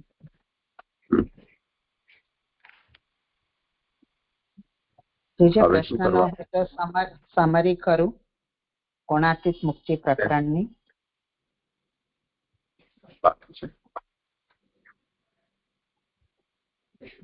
સમજાયું નહીં જે છે આપ શું કહો છો? નહીં, બાકી છે એમ વિષય? ના, એમ આ જે સાંખ્યનું પ્રકરણ થયું ગુણાતીત મુક્તિ પ્રકરણ 26-27 એની આજે સમરી મોકલી છે. તો એ જ કરું રિવાઇઝ? હા, કરો. હા, તો પ્રણામ છે. એટલે જે ગુણાતીત પ્રકરણ આપણે અત્યારે જોયું સાંખ્ય અને જ્ઞાનનું, એનું શોર્ટમાં વાંચું છું. તો એમાં 2 અધ્યાય આવે છે, 26 અને 27. તેમાં 26નો વિષય હતો સાંખ્ય દ્વારા ઉત્પત્તિ અને ઉપપત્તિથી આત્મા બીજાથી ભિન્ન હોવાનું નિરૂપણ. અને 27માં હમણાં આપણે જોયું કે સાંખ્ય દ્વારા જ્ઞાન એનું સાધન અને પ્રમાણનું નિરૂપણ. એના અંતર્ગત 26મા અધ્યાયનું હેડિંગ છે મહત વગેરે ભિન્ન ભિન્ન તત્વોની ઉત્પત્તિનું વર્ણન. એટલે હું બધું નહીં લઉં, જે વિષય કામનો છે એટલો જ વાંચીશ. કે સ્ત્રી મુક્તિના પ્રકરણ અંતર્ગત આ ગુણાતીત મુક્તિ પ્રકરણમાં 26મા અધ્યાયમાં કપિલ દેવજીએ માતાને સાંખ્યનો ઉપદેશ આપ્યો છે. 25મા અધ્યાયમાં દેવહૂતિએ કપિલ દેવજીને ભક્તિ, યોગ, તેના અંગો, સાંખ્ય અને જ્ઞાન આ વિષયો સંબંધી પ્રશ્ન પૂછ્યા. તેથી માતાનું તાત્પર્ય જાણીને કપિલે તેમને ભક્તિ, સાંખ્ય અને યોગનો ઉપદેશ આપે છે. એમાંથી ભક્તિનો ઉપદેશ આપણે 25મા અધ્યાયમાં જોયો અને હવે 26મા અધ્યાયમાં સાંખ્ય કહે છે. તો સાંખ્યનું ડેફિનેશન એવું હતું કે સંઘાતમાંથી આત્માને છૂટો પાડવો એ સાંખ્યનું કાર્ય છે. દેવહૂતિ મુખ્ય ભક્તિ કરવા માટે અયોગ્ય હતી એટલે તેને કપિલે સાંખ્ય વગેરે બીજા વિષયોનો ઉપદેશ કર્યો છે. એમાં સર્વજગત બ્રહ્મ છે એ મુખ્ય જ્ઞાન છે, પણ સ્ત્રીઓને મુખ્ય જ્ઞાનનો અધિકાર નથી એટલે આત્મા સર્વ જડ પદાર્થથી જુદો છે એવું અપૂર્ણ જ્ઞાન જ તેમને અપાય. તેથી અધ્યાસ દ્રઢ હોવાનું જાણવામાં આવે તે માટે સાંખ્ય જ્ઞાન કહેલું છે, કારણ કે વાસ્તવિક ભેદ હોય તો જ અધ્યાસ થાય. અને આ 26મા અધ્યાયમાં અર્થ પુરુષાર્થ છે, કારણ કે એમાં આત્મા અનાત્માનો ભેદ ભગવાને વિચારેલ અર્થ છે. અને તન્માત્ર જણાવનારો અધ્યાય છે, કારણ કે ભગવાને ભોગ કરવાના તત્વો આ અધ્યાયમાં કયા છે, એટલે જે આપણે ભૂતમાત્ર ઇન્દ્રિય ધી સમજીએ છીએ એમાં આ તન્માત્રાનો અધ્યાય છે. દેવહૂતિને ભક્તિ થવાનો સંભવ નહીં હોવાથી એને શાસ્ત્રાર્થનું પૂર્ણ જ્ઞાન થાય તે માટે કપિલ દેવે સાંખ્ય શાસ્ત્ર કહેવાનો ઉપક્રમ કરે છે. એટલે પહેલા તો એવું કહે છે કે તેઓ તત્વોના જુદા જુદા લક્ષણ કહેશે કે જે જાણીને પુરુષ પ્રાકૃત ગુણોથી મુક્ત થાય. એટલે કે જુદા જુદા લક્ષણો જાણીને પુરુષ વાસનાથી ભરપૂર તત્વોથી છૂટો પડે છે. અને બીજું એમને એવું જ્ઞાન આપે છે કે આત્માનો સાક્ષાત્કાર કરાવનારું જ્ઞાન, જેને આત્મદર્શન કહેવાય છે, એવું જ્ઞાન જેનાથી પુરુષ મુક્ત થાય, જે આજે આપણે 27મા અધ્યાયમાં જોયું. તો કેવી રીતે મુક્ત થાય? એટલે કે હૃદયમાં ચિત્ત એટલે આત્મા અને અચિત એટલે અનાત્મા, આ બંનેની ભેળસેળ છે, જેનાથી પુરુષને મોહ થાય છે. એટલે આત્મદર્શનના જ્ઞાનથી તે મોહને ભેદીને મુક્ત થાય છે. એટલે પુરુષ અને પ્રકૃતિ સંબંધી એમની જિજ્ઞાસા હતી. એટલે પહેલા એમણે પુરુષના લક્ષણ કીધા, જેમ અહીંયા 1 to 7 લખ્યું છે. આવા દોષરહિત પુરુષ હોવા છતાં તેણે શક્તિમાન સૂક્ષ્મ દૈવી ગુણોથી ભરપૂર પોતાની મેળે જ આવેલી પ્રકૃતિનો લીલાલે નીચે આદર કર્યો. એટલે તે પુરુષને હવે જીવ ભાવ પ્રાપ્ત થયો. તો અહીંયા એવું સમજવું કે દેવહૂતિએ પુરુષને પ્રકૃતિ સંબંધી પ્રશ્ન કર્યો હતો, તેથી એ રીતે કપિલ દેવે ઉત્તર આપ્યો છે. એટલે આ નિરૂપણ નિરીશ્વર સાંખ્યના રીતે થયું છે. એકચ્યુઅલી વાસ્તવિક રીતે પ્રકૃતિ ભગવાનની શક્તિ છે અને ભગવાનની પ્રેરણાથી ભોગ કરવા યોગ્ય થઈ પોતે જ આવી. પ્રભુની તે લીલા યોગ્ય હોવાથી પુરુષે તેનો ભોગ કરવા આદર કર્યો છે, આવો આપણો મત છે. આમ જ્યારે પુરુષને જીવભાવ પ્રાપ્ત થયો ત્યારે પ્રકૃતિમાં તે મોહ પામે છે. તો મોહનું પરિણામ એવું થાય કે તે પોતે પ્રકૃતિના કર્તાપણાને પોતાનું માને છે. એકચ્યુઅલી શું હોય તો ક્રિયાશક્તિ પ્રકૃતિની હોવાથી તે બધું કર્મ કરે છે અને જ્ઞાન શક્તિ પુરુષને જ હોય છે. પણ મોહને લીધે પુરુષને ક્રિયાશક્તિ સાથે ખીચડમ પાક થાય છે. એટલે એને અધ્યાસ થાય છે અને પોતાને જ કર્તા માને છે. કર્તા હોવાનો અભિમાન જ સંસાર કરાવે છે અને તેને બંધન થાય છે. એટલે અહીંયા એવું સમજાવ્યું કે કાર્ય કારણ અને કર્તાપણું થવામાં પ્રકૃતિ કારણ છે અને સુખ દુઃખ ભોગવનારપણામાં પ્રકૃતિને વશ નાખનાર પુરુષને કારણ છે. તો ત્યાં દેવહૂતિને શંકા થાય કે પ્રકૃતિ તો જડ છે અને પુરુષ તો ચેતન છે, એના વગર તો કોઈ કાર્ય થઈ જ નહીં શકે, તો પ્રકૃતિ કરતા કેવી રીતે બની? એટલે પછી એમણે મૂળ પ્રકૃતિનું લક્ષણ આપ્યું, જે 6 પોઈન્ટ્સથી લખ્યું છે. એટલે જો આપણે ચાર્ટના અંતર્ગત સમજીએ તો સચ્ચિત આનંદ જે બ્રહ્મ છે એના સત્વરજ તમો ગુણથી પ્રકૃતિ સમજાય. પછી આ બધી ઉત્પત્તિનો જે છે વિષય એટલે મહત થાય, એમાંથી અહંકાર થાય, એમાંથી આ 5 5 5 અને 4 એવી રીતે આ બધા તત્વોની ઉત્પત્તિ થઈ. તો અને જો કાલને ગણીએ તો એ 25મો તત્વ થયો. અને પછી કાલના લક્ષણ આપ્યા, એ મેં લખ્યું છે. તો આ રીતે પ્રકૃતિના તત્વો નામથી જણાવ્યા. અને પછી હવે એમની ઉત્પત્તિ આધિભૌતિક, આધ્યાત્મિક અને આધિદૈવિક લક્ષણ કયા છે, જે ચાર્ટ પ્રમાણે સમજવા. એટલે હું એક ખાલી મહત તત્વનો વાંચું છું, બીજા બધા એવી રીતે જ પાછળ સમજાઈ જશે. તો એ 4 શ્લોકમાં 4 વિષય આવે છે. એક એક તત્વની ઉત્પત્તિ આધ્યાત્મિક, આધિદૈવિક અને આધિભૌતિક.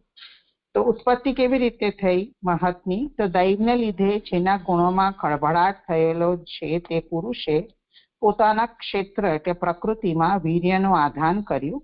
પછી તે પ્રકૃતિએ સુવર્ણમય મહત તત્વને જન્મ આપ્યો. એનું આધ્યાત્મિક લક્ષણ એવી રીતે કે એ જગતનો પ્રકાશ કરનાર છે, જગતને ઉત્પન્ન કરનાર છે અને ઘણા સમર્થ અંધકારનો નાશ કરનાર તરીકે છે. આ મહત તત્વનું આધિદૈવિક સ્વરૂપ વાસુદેવ છે અને આધિભૌતિક સ્વચ્છપણું, અવિકારિત્વ અને શાંતપણું. પછી આ મહત તત્વમાંથી અહંકાર થયા અને સાત્વિક રાજસ તામસના ભેદ અનુસાર મન, ઇન્દ્રિય, મહાભૂત અને તન્માત્રા થઈ. એટલે પછી અહંકારના 4 કોલમ્સ છે, મનના 4, બુદ્ધિના 4, એ નથી વાંચતી. પછી ઇન્દ્રિયોની ઉત્પત્તિની વાત છે, તો એમાં ખાલી ફક્ત એવું કહેવાયું છે કે રાજસ અહંકારમાંથી જ આ બધી જ્ઞાનેન્દ્રિય અને કર્મેન્દ્રિય ઉત્પન્ન થઈ છે. તો ક્રિયા ઉત્પન્ન કરનારી શક્તિ પ્રાણની છે અને જ્ઞાન ઉત્પન્ન કરનારી શક્તિ બુદ્ધિની છે. આ બધા તત્વોની ગણના થઈ રહી છે. તો પછી મહાભૂતોની સૃષ્ટિ આવી. એમાં પણ એક વાંચી લઉં છું, આકાશનું. એવી રીતે જ 5ની વાત આવશે. તો ઉત્પત્તિ કેવી રીતે થઈ? તો ભગવાનના વીર્યથી પ્રેરાયેલા, કાર્ય કરવા તત્પર થયેલા તામસ અહંકારમાંથી શબ્દ તન્માત્રાની ઉત્પત્તિ થઈ. એટલે તન્માત્રા અહીંયા શબ્દ છે. એના લક્ષણ કેવી રીતે ઓળખાય? તો અર્થના આધાર હોવાપણું, સેકન્ડ છે જોનાર છે દર્શાવનાર, ત્રીજું આકાશનું સૂક્ષ્મપણું હોવાપણું. એમાં થાય છે મહાભૂત છે આકાશ. તો આકાશના લક્ષણો કહે છે કે પ્રાણીઓને અવકાશ આપનાર, બહારનું તથા અંદરનું સ્વરૂપ કરાવનાર, પ્રાણ ઇન્દ્રિય અને અંતઃકરણનો આધાર થનાર, અને આ ગ્રહણ કરવા માટેની ઇન્દ્રિય છે કર્ણેન્દ્રિય. એવી રીતે આકાશ, વાયુ, તેજ, જલ અને પૃથ્વી. અહીં આવી રીતે બધા તત્વોની જે ગણના છે સાંખ્યનો વિષય, એ કેવી રીતે બધા તત્વોની ઉત્પત્તિને એના લક્ષણથી ઓળખાવ્યું.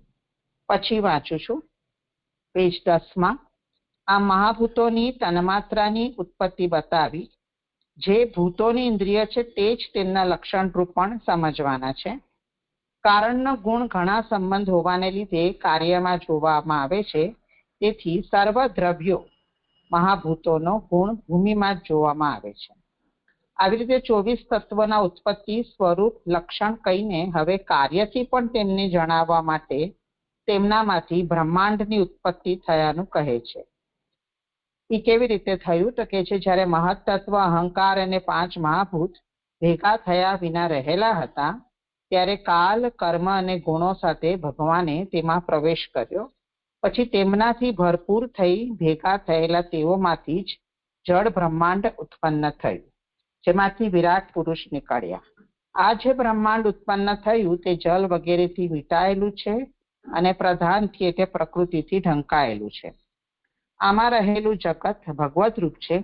બધોએ જીવલોકનો વિસ્તાર ભગવાનનું સ્વરૂપ છે, એટલે આ ભગવાનનો આધાર બન્યો છે. આ રીતે સાંખ્ય જ્ઞાનમાં ઉત્પત્તિથી એટલે 11 થી 52 શ્લોક સુધી આત્મા સર્વ પદાર્થથી જુદો હોવાનું જણાવ્યું.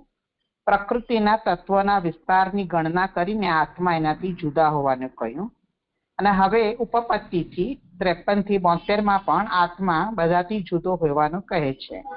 એની માટે કહે છે કે જે ઉત્પત્તિ થઈ છે, જે આપે સમજાયું એવી રીતે મેં લખ્યું છે કે જે ઉત્પત્તિ થઈ છે એમાં બ્રહ્માંડના ઘટક તત્વો, ગોલક, તેના દેવતા અને ઇન્દ્રિય, આ રીતે નિરૂપણ થયું છે.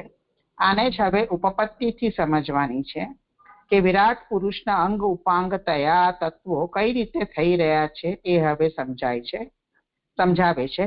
બધા તત્વો અસ્તવ્યસ્ત છે, એ બધાનું સંચાલન હવે થાય છે. જે વિરાટ પુરુષ ઉત્પન્ન થયા તેને બ્રહ્માંડ રૂપ દેહમાં ઘણા સમય સુધી શયન કર્યું. ત્યાં સુધી ભગવાનના અંશને ભોગ પ્રાપ્ત થતો ન હતો, પરંતુ જ્યારે આમણે તેમાંથી ઊભા થઈ, તેનાથી જુદા થઈ, તેમાં પ્રવેશ કર્યો, ત્યારે બધા અંશોને ભેગા કરવા માટે તેમાં સ્થાનો ઉત્પન્ન થયા. જલમાં રહેલા સુવર્ણમય દેહમાંથી ઊભા થઈ ભગવાને તેમાં પ્રવેશ કરીને શરીરમાં ઘણા છિદ્રો કર્યા. એટલે પછી ગોલક બતાવે છે, જે છિદ્ર છે એની ગ્રહણ કરવા વાળી ઇન્દ્રિય અને એના દેવતા, એના આવી રીતે ચાર્ટ આપ્યો છે. તો આ અહીંયા જે આ રીતે સૃષ્ટિ જણાવી, ગોલક, ઇન્દ્રિય અને તેના દેવતા, એ પહેલાની સૃષ્ટિ જે 6થા અધ્યાયમાં જણાવી છે એનાથી જુદી જ બતાવી છે, એવું અહીંયા સમજાવેલું હતું. આ ઉપર જણાવેલા દેવો આ દેહને ઉઠાડી ન શક્યા. જે આ દેહને ઉઠાડે તે જ જીવ આત્મા છે એમ જાણવું. તે દેવોમાં દેહને ઉઠાડવાની શક્તિ જ ન હતી. તે જ શરીરના પોતપોતાના સ્થાનમાં પહેલા ભગવાન સાથે પ્રવેશ કરેલો હોવા છતાં પણ ફરીથી તેઓએ છિદ્રમાં પ્રવેશ કર્યો. ઉપર જણાવેલા દેવોએ તત્ત ઇન્દ્રિયનો આશ્રય કરીને તેના ઇન્દ્રિયના સ્થાને રહેલા તત્વને ઉઠાડવા પ્રયત્ન કર્યો, પણ વિરાટ ઉઠ્યો નહીં. પછી જ્યારે દેહના અભિમાન વાળા જીવે ચિત્તની સાથે હૃદયમાં પ્રવેશ કર્યો ત્યારે તરત જ વિરાટ પુરુષ જલમાંથી ઉઠ્યો. આમ શરીરના અભિમાન વાળા જીવને યોગથી પૂર્ણ થયેલ બુદ્ધિ, ભક્તિ, વૈરાગ્ય અને જ્ઞાનથી છૂટો પાડી તે જીવનું જ ચિંતન કરવું, તેમ કરવામાં આવે ત્યારે તે જીવ બ્રહ્મરૂપ છે એમ વિચારવું સહેલું થાય છે. આ રીતે સાંખ્ય અનુસાર બધા તત્વોની ઉત્પત્તિ ગણના કરી અને 27 એની હવે મુક્ત કેવી રીતે થવું એ વિષય સંગતમાં છે કે પ્રકૃતિ પુરુષના વિવેકથી હવે મોક્ષ પ્રાપ્તિનું વર્ણન. તો દેવહૂતિના પ્રશ્નના જવાબમાં 25માં આ બધું થયું અને 26માં સાંખ્ય કહ્યું અને છૂટો.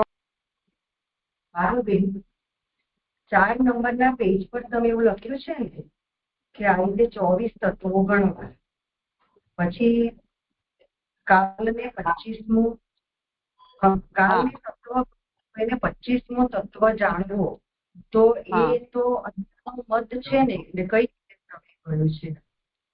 શું કે છો પાછળ? પછી શું બોલ્યા? કાલને 25મો જાણવો ત્યારે શું બોલ્યા? હા, એ કઈ રીતે? આપણા સિદ્ધાંતમાં તો નથી એ વાત, એટલે એક દેશીનો એ મત ત્યાં કયો છે.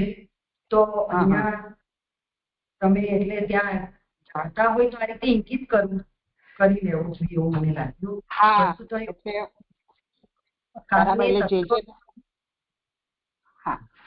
હું એમ જ કહેવાની હતી કે આ વિષયમાં જરા ટેકનિકલ છે, મને બહુ મારી ભૂલ હોઈ શકે, તો આપ કોઈને પણ મારી ભૂલ લાગે છે તો આપ સુધારવાનું કહેજો તો હું કરેક્શન કરીશ.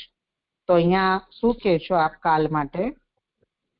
એટલે પ્રકૃતિના જે તમે 24 તત્વો જણાવ્યા ને, જો કાલની ગણીએ તો એ 25મું તત્વ જાણો, તો આ એક દેશીનો મત છે, આપણો સિદ્ધાંત નથી. બસ એટલું જ મને સમજવું હતું. એટલે બરાબર જે આપને કઈ મારી ભૂલ લાગે તો આપ પ્લીઝ કહેજો. બધું ટેકનિકલ વર્ડ્સ છે એટલે માટે. હા, કયો સુનીતાબેન?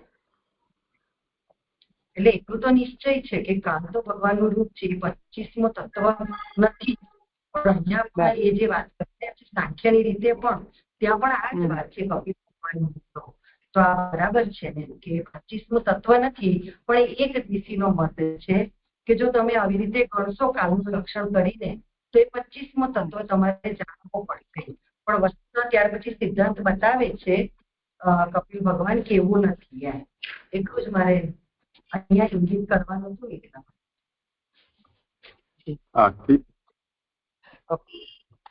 હા, તો હવે હું 27 માટે પેજ નંબર 13 પર કરું છું.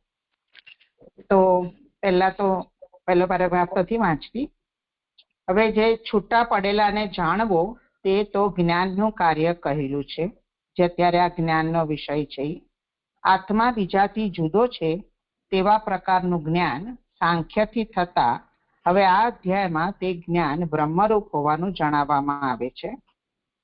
આ અધ્યાયને ઇન્દ્રિય રૂપ કહેલ છે કારણ કે બ્રહ્મ સ્વરૂપે તરીકે જણાયેલ આત્મા જ ઇન્દ્રિય રૂપ છે, કારણ કે તેવા આત્માથી જ સર્વ જાણવામાં આવે છે.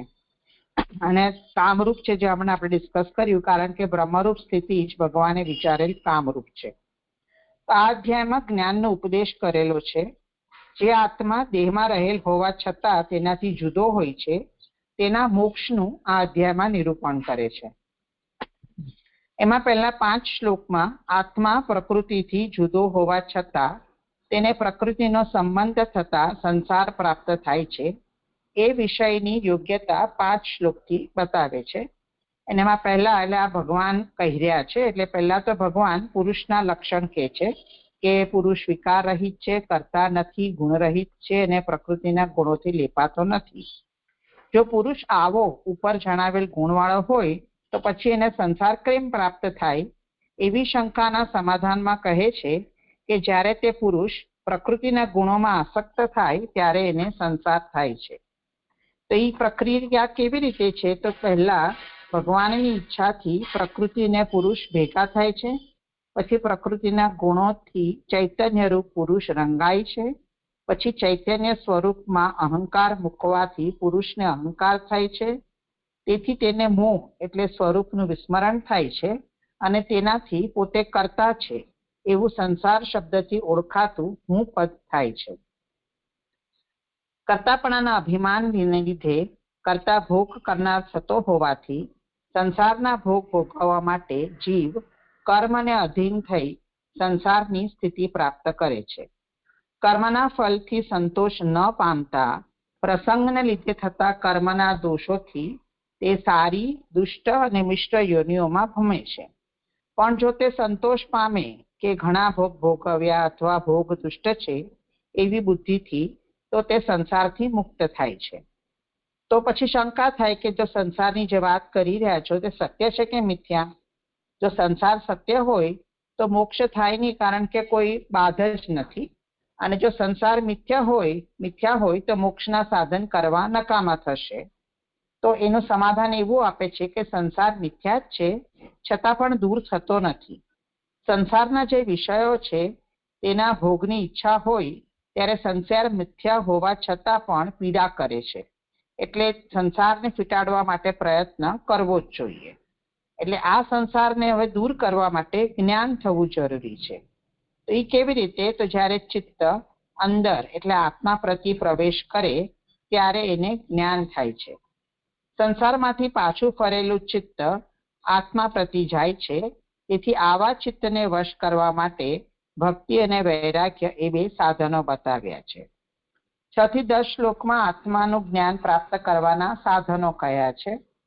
તો તે સાધનો કરવાથી આત્માથી જ આત્માને પ્રાપ્ત કરી આત્માનું દર્શન કરનાર થાય છે. તેથી ભગવાનનો અંશ બનેલ જે જીવ સર્વના આત્મા હોવા સ્વરૂપવાળા ભગવાનના ચિહ્નવાળા આત્માને એટલે આત્માને જોવે છે, એટલે એ આત્માનું દર્શન કરનાર થાય છે. 11 થી 16 એ શ્લોકથી આત્માનો સાક્ષાત્કાર થવા સંબંધી વિચાર કરેલ છે, તે પણ સાધન છે. તો ઉપર કહેલ પ્રમાણે જો આત્માનું દર્શન કરનાર થાય ત્યારે તે પોતાને કેવો જાણે છે? તો સંઘાતમાં લિંગરહિત, સતના આભાસરૂપ, સતના બંધુ, અસતના ચક્ષુરૂપ, સર્વમાં પરોવાયેલો એકલો, આ રીતે પોતાને જાણે છે. તે જ્ઞાન કેવી રીતે થાય છે? એની માટે સૂર્યના પ્રતિબિંબનું દ્રષ્ટાંત આપીને કહે છે તેમ મહાભૂતો, ઇન્દ્રિય અને મનમાં પડેલા પોતાના આભાસોથી 3 વિભાગવાળો અહંકાર થાય છે. અને આ સતના આભાસથી સત્ય એટલે આત્માનું જ્ઞાન થાય છે. એટલે જીવ બનેલા આત્માનું જ્ઞાન થાય છે. જાગૃત અવસ્થામાં દેહ સાથે આત્માનું ભાન થતું હોવાથી આ આત્માનું જુદું જ્ઞાન થતું નથી.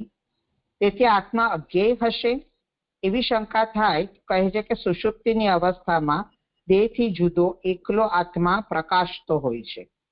આ રીતે આત્માનો વિચાર કરીને એવો ઉપસંહાર કરે છે કે આ જ આત્મા આત્માને જાણે છે. અહંકાર સાથેના આત્માનું પાછળથી સ્મરણ થતા સુષુપ્તિમાં અહંકાર રહિત આત્મા હોવાનું જણાય છે.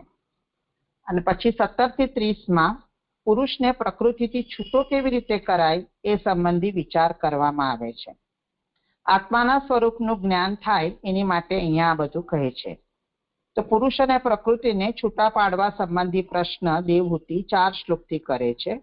તેમનો પ્રશ્ન એવી રીતે છે કે સાંખ્યમાં પ્રકૃતિ અને પુરુષ બંને નિત્ય છે અને એ બંનેનો સંબંધ પણ નિત્ય છે. બંનેના વિષયનું જે જ્ઞાન કપિલદેવી કહી રહ્યા છે એનાથી મોક્ષની પ્રાપ્તિ કેવી રીતે થશે? એટલે એ કહે છે કે પ્રકૃતિ અને પુરુષ બંને એકબીજા સાથે ઓતપ્રોત થઈ ગયા છે કે એમને છૂટા નથી પાડી શકતા. પ્રકૃતિમાં પ્રવેશ કરેલો પુરુષ પ્રકૃતિ રૂપ થાય છે અને પ્રકૃતિ કહેવાય છે. એવી રીતે પ્રકૃતિ પણ પુરુષમાં પ્રવેશ કરેલી પુરુષ રૂપ થાય છે અને પુરુષ કહેવાય છે. તેથી આ સ્થિતિમાં બંનેને છૂટા પાડવું સંભવ નથી રહેતું. તેથી જ્યારે બંધન કરાવનારા ગુણો હયાત છે તો મુક્તિ કેવી રીતે શક્ય બને? એવો એમણે 4 શ્લોકથી પ્રશ્ન કર્યો. તો આ સંબંધમાં ભગવાન એવા સાધનો કહે છે કે જેમને લીધે પ્રકૃતિનો નાશ થાય છે અને સંબંધ ફરીથી ઉત્પન્ન થતો નથી. તો કયા સાધન? તો કે ભક્તિથી, તત્વોનો સાક્ષાત્કાર કરાવનાર જ્ઞાનથી, બલવાન વૈરાગ્યથી, તપ સાથે યોગથી અને આત્માની તીવ્ર સમાધિથી પુરુષની પ્રકૃતિ ધીરે ધીરે નાશ પામે છે. આવી પ્રકૃતિનો ફરી ઉદય થવાનો નથી, કારણ કે બહુ ભોગવી એવા વિચારથી એનો દોષ જોઈને એને તજેલી છે. જેણે તત્વ જાણ્યું છે, ભગવાનની અંદર મન યોજ્યું છે અને આત્મામાં રમણ કરનાર છે, એને પ્રકૃતિ કોઈ પણ સમયે પીડા કરતી નથી. જ્યારે હવે પ્રકૃતિ પીડા કરતી નથી, પછી તત્વ જાણેલાને પ્રકૃતિની પીડા બંધ થયા પછી સાધન કરવાથી ભગવાનની પ્રાપ્તિરૂપ મોક્ષ પ્રાપ્ત થાય છે. તો આગળ જે જ્ઞાન પ્રાપ્ત કરવા માટે અને પ્રકૃતિ ઉપર વિજય પ્રાપ્ત કરવા માટે જે સાધનો કહ્યા, તે બંને પ્રકારના સાધનો ઘણા જન્મો સુધી વારંવાર કરવાના કહ્યા છે. તો એનું ફળ શું આવશે? તો ભગવાનનો ભક્ત થઈ પુરુષાર્થને જાણી, એટલે ભક્તિ થયા પછી ભગવાન જ ઉત્તમ પુરુષાર્થ છે એવું જ્ઞાન થતા ભગવત કૃપાથી મોક્ષરૂપ ભગવાનનું ધામ એટલે વૈકુંઠની પ્રાપ્તિ કરે છે. અને એક ફળનું પણ ફળ એટલે ત્યાં ધીર થઈ પોતાની દ્રષ્ટિથી સર્વ સંશયનો નાશ કરે છે. તે જે ધામમાં જઈને તે પાછો આવતો નથી અને લિંગ શરીરનો નાશ થતા યોગી પાછો આવતો નથી. અંતમાં કહે છે કે છેવટના જન્મમાં યોગીને ઘણા વિઘ્નો થવાનું સંભવે છે. જો તે વિઘ્નોથી પરાભવ ન પામે, એટલે બીજા કોઈ કારણ વિનાની માયાઓમાં તેમનું ચિત્ત આસક્ત ન થાય, તો તેઓ કાલનું ઉલ્લંઘન કરીને ભગવાનના વૈકુંઠ ધામમાં જાય છે. આ રીતે આત્માના સ્વરૂપનું જ્ઞાન પ્રાપ્ત કરીને પ્રકૃતિને બતાવેલા સાધનોથી વશ કરીને પુરુષ મોક્ષ મેળવી શકે છે, એવું આ જ્ઞાનનું પ્રકરણ બતાવ્યું. અહીંયા સંપન્ન થયું, પણ તે જે બરાબર છે કે કઈ સુધારો કરું?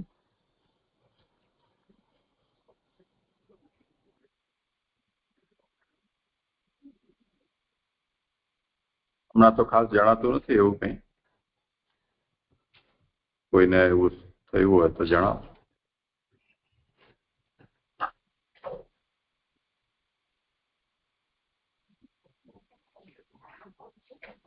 ઠીક છે, કરો બધા. સંપન્ન થયું. પ્રણામ જય જય. દંડવત પ્રણામ જીજે. હવે 28મો અધ્યાય મારો છે. દંડવત પ્રણામ. સ્કંદનો અર્થ જોઈએ તો આનંદરૂપ હરિની લીલા એ ભાગવતનો અર્થ છે. આનંદ રૂપ હરિની લીલા પણ આનંદ રૂપ જ છે. અને પ્રકરણ 9મો સગુણ મુક્તિ પ્રકરણની અંતર્ગત 28મો અધ્યાય ભગવદ્ જ્ઞાનરૂપ યોગ તથા એના સાધન. હવે જે હું એનું પારાયણ કરું છું શ્લોકનું. પહેલો શ્લોક છે: હે રાજપુત્રી, બીજ સાથેના યોગનું લક્ષણ હું કહીશ, જેના આચરણથી જ મન પ્રસન્ન થઈ સન્માર્ગે જાય છે. શક્તિ પ્રમાણે સ્વધર્મનું આચરણ કરવું, વિધર્મથી દૂર રહેવું, દૈવથી પ્રાપ્તિ થાય તેથી સંતોષ રાખવો, આત્મજ્ઞાનીઓના ચરણની પૂજા કરવી. ત્રીજો, અને ગ્રામ્ય ધર્મોથી દૂર રહેવું, તેમજ મોક્ષ ધર્મોમાં પ્રીતિ રાખવી, સદા થોડું પવિત્ર ભોજન કરવું, એકાંત અને નિર્ભય સ્થાનમાં રહેવું. ચોથો, અહિંસા પાળવી, સત્ય બોલવું, ચોરી ન કરવી, જરૂર હોય તેટલું જ ગ્રહણ કરવું, બ્રહ્મચર્ય પાળવું, તપ કરવું, પવિત્રપણું સાચવવું, વેદ અધ્યયન કરવું, ભગવાનની પૂજા કરવી. પાંચમો, મૌન પાળવું, સદા આસનનો જય કરવો, સ્થિરતા રાખવી, ધીરે ધીરે પ્રાણનો જય કરવો અને મન સાથે ઇન્દ્રિયોને વિષયમાં ખેંચી હૃદયમાં રાખવી. છઠ્ઠો શ્લોક, સ્થાનોમાં એક પ્રદેશ મનથી પ્રાણોને ધારણ કરવા, ભગવાનની લીલાઓનું ધ્યાન કરવું અને વળી અંતઃકરણનું સમાધાન કરવું. સાતમો, પ્રાણનો જય કરી આળસ ન રાખતા લૌકિક માર્ગે જતા દુષ્ટ મનને અને બીજા માર્ગોથી બુદ્ધિ સાથે ધીરે ધીરે યોજવું. આસનમાં કુશળતા પ્રાપ્ત કરેલા એ પવિત્ર દેશમાં આસન સ્થાપી તેની ઉપર કાયા સીધી રાખવી, સ્વસ્તિક આસનથી બેસી યોગનો અભ્યાસ કરવો. પૂર, કુંભક, રેચક અથવા ઉલટા પ્રકારે જેમ ચિત્ત સ્થિર અને ચંચલપણા રહિત થાય તેમ પ્રાણના માર્ગને શુદ્ધ કરવું. 10મો શ્લોક, વાયુ અને અગ્નિ ધીમી તપાવેલી ધાતુ જેમ મેળ તજે છે, તેમ જેને પ્રાણવાયુ ઉપર વિજય પ્રાપ્ત કરેલો છે તેવા યોગીઓનું મન તરત શુદ્ધ થાય છે. ધીમી નહીં, ધમી.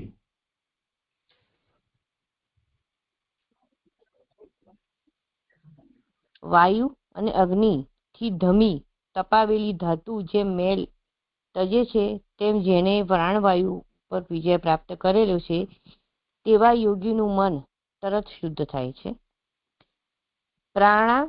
પ્રાણાયામોથી દોષને બાળવા અને ધારણાઓથી પાપોને, પ્રત્યાહારથી સંસર્ગથી ઉત્પન્ન થયેલા દોષોને, ધ્યાનથી સંસારીપણું કરાવનાર ગુણોને બાળવા. ધ્યાનથી સંસારીપણુને એને ગુણોને બાળવા. 12 જ્યાં પોતાનું મન શુદ્ધ અને યોગથી સારી રીતે સ્થિર થાય છે ત્યારે પોતાના નાકના ટેરવા ઉપર દ્રષ્ટિ રાખી ભગવાનના પ્રદેશનું ધ્યાન કરવું. પ્રસન્ન મુખ કમળવાળા, કમળના અંદરના ભાગ જેવા લાલ લોચનવાળા, શ્યામ કમળના પત્ર જેવા શ્યામ, શંખ, ચક્ર અને ગદા ધારણ કરનાર દેવનું ધ્યાન કરવું. 14મો શ્લોક. પ્રકાશતા કમળના તંતુ જેવા પીળા રેશમી વસ્ત્રોવાળા, છાતી ઉપર શ્રીવસ્ત્રવાળા, પ્રકાશતા કૌસ્તુભે જેમના કંઠને કોઈ સમય તજેલ નથી તેવા દેવનું ધ્યાન કરવું. મધવાળા ભમરાઓની પંક્તિવાળી વનમાળાથી વીંટાયેલા ઘણા કિંમતી હાર, કડા, મુકુટ, બાજુબંધ અને નુપુરવાળા દેવનું ધ્યાન કરવું. 16મો શ્લોક. કાંચીના ગુણથી શોભતા નિતંબવાળા, હૃદય કમળ રૂપ સ્થાનવાળા, ઘણા સુંદર, શાંત, મન અને નયનની વૃદ્ધિ કરનાર દેવનું ધ્યાન કરવું. 17મો. જેમનું દર્શન સદા સુંદર છે, જેમને સર્વલોક નમસ્કાર કરે છે, કિશોર વયમાં રહેલા સેવકો ઉપર કૃપા કરવા ઉત્સુક દેવનું ધ્યાન કરવું. કીર્તન કરવા યોગ્ય તીર્થરૂપ કીર્તિવાળા, પવિત્ર કીર્તિવાળાઓને યશ પ્રાપ્ત કરાવનાર સર્વ અવયવોવાળા દેવનું જ્યાં સુધી મન ચડે નહીં ત્યાં સુધી ધ્યાન કરવું. 19મો. દૈન કરવા યોગ્ય લીલાવાળા, ઉભેલા, ફરતા, બેઠેલા અથવા પોડેલા, હૃદયમાં રહેલા ભગવાનનું શુદ્ધ પ્રેમવાળા ચિત્તથી ધ્યાન કરવું. તે સંપૂર્ણ સ્વરૂપમાં સ્થિર થયેલું ચિત્ત સર્વ અવયવોમાં સારી રીતે રહેલું જાણી. આ દૈન એટલે શું? દૈન કરવા યોગ્ય.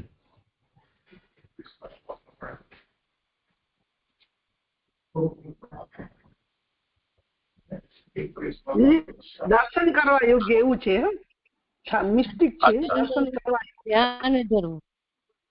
હા, સુધારી લઈએ. હાજી હાજી.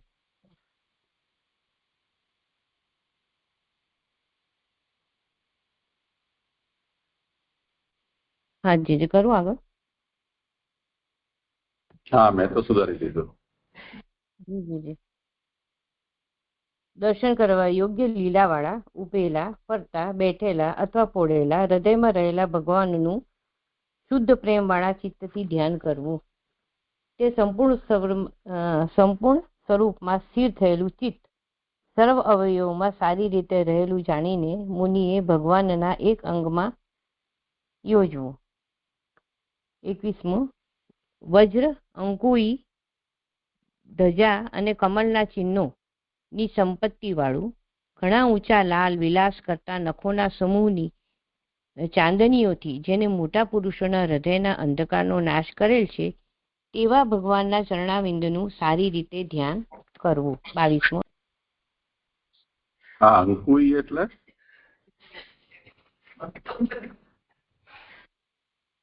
વ્રજ અંકુઈ. અંકુશ છે, અંકુશ છે. અહીં અંકુઈ લખ્યું છે, સુધારવું. અંકુઈ સતત ચાલી રહી છે. ચાલી રહી છે સ કરવાનું. હા, હેમંતીબેન ધ્યાન રાખજો.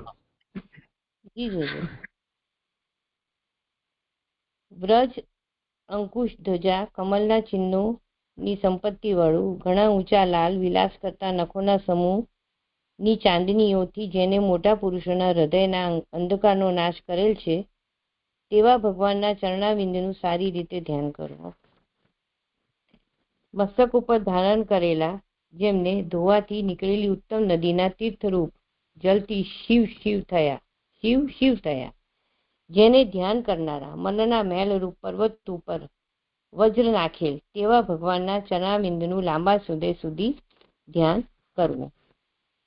23મો શ્લોક. સમર્થ ભાવ રહિત વિધાતા ના બે ઢીચણો જેમનું કમલના જેવા નયનવાળી દેવોએ વંદન કરેલી સર્વ જગતની માતા લક્ષ્મીએ પોતાના સાથળો ઉપર પધરાવી કરપલ્લવોની કાંતિથી લાલન કરેલું તેમનું હૃદયમાં ચિંતન કરવું. 24મો. સુપર્ણની બે ભુજાઓ ઉપર શોભતા પ્રકાશના નિધિરૂપ અળસીના પુષ્પના જેવી પ્રભાવવાળા બે સાથળોનું અને ઘણા લટકતા પીળા ઉત્તમ વસ્ત્ર ઉપર રહેલા કાંચી કલાપના ગાઢ સંબંધવાળા નિતંબ બિંબનું ધ્યાન કરવું. 25મો.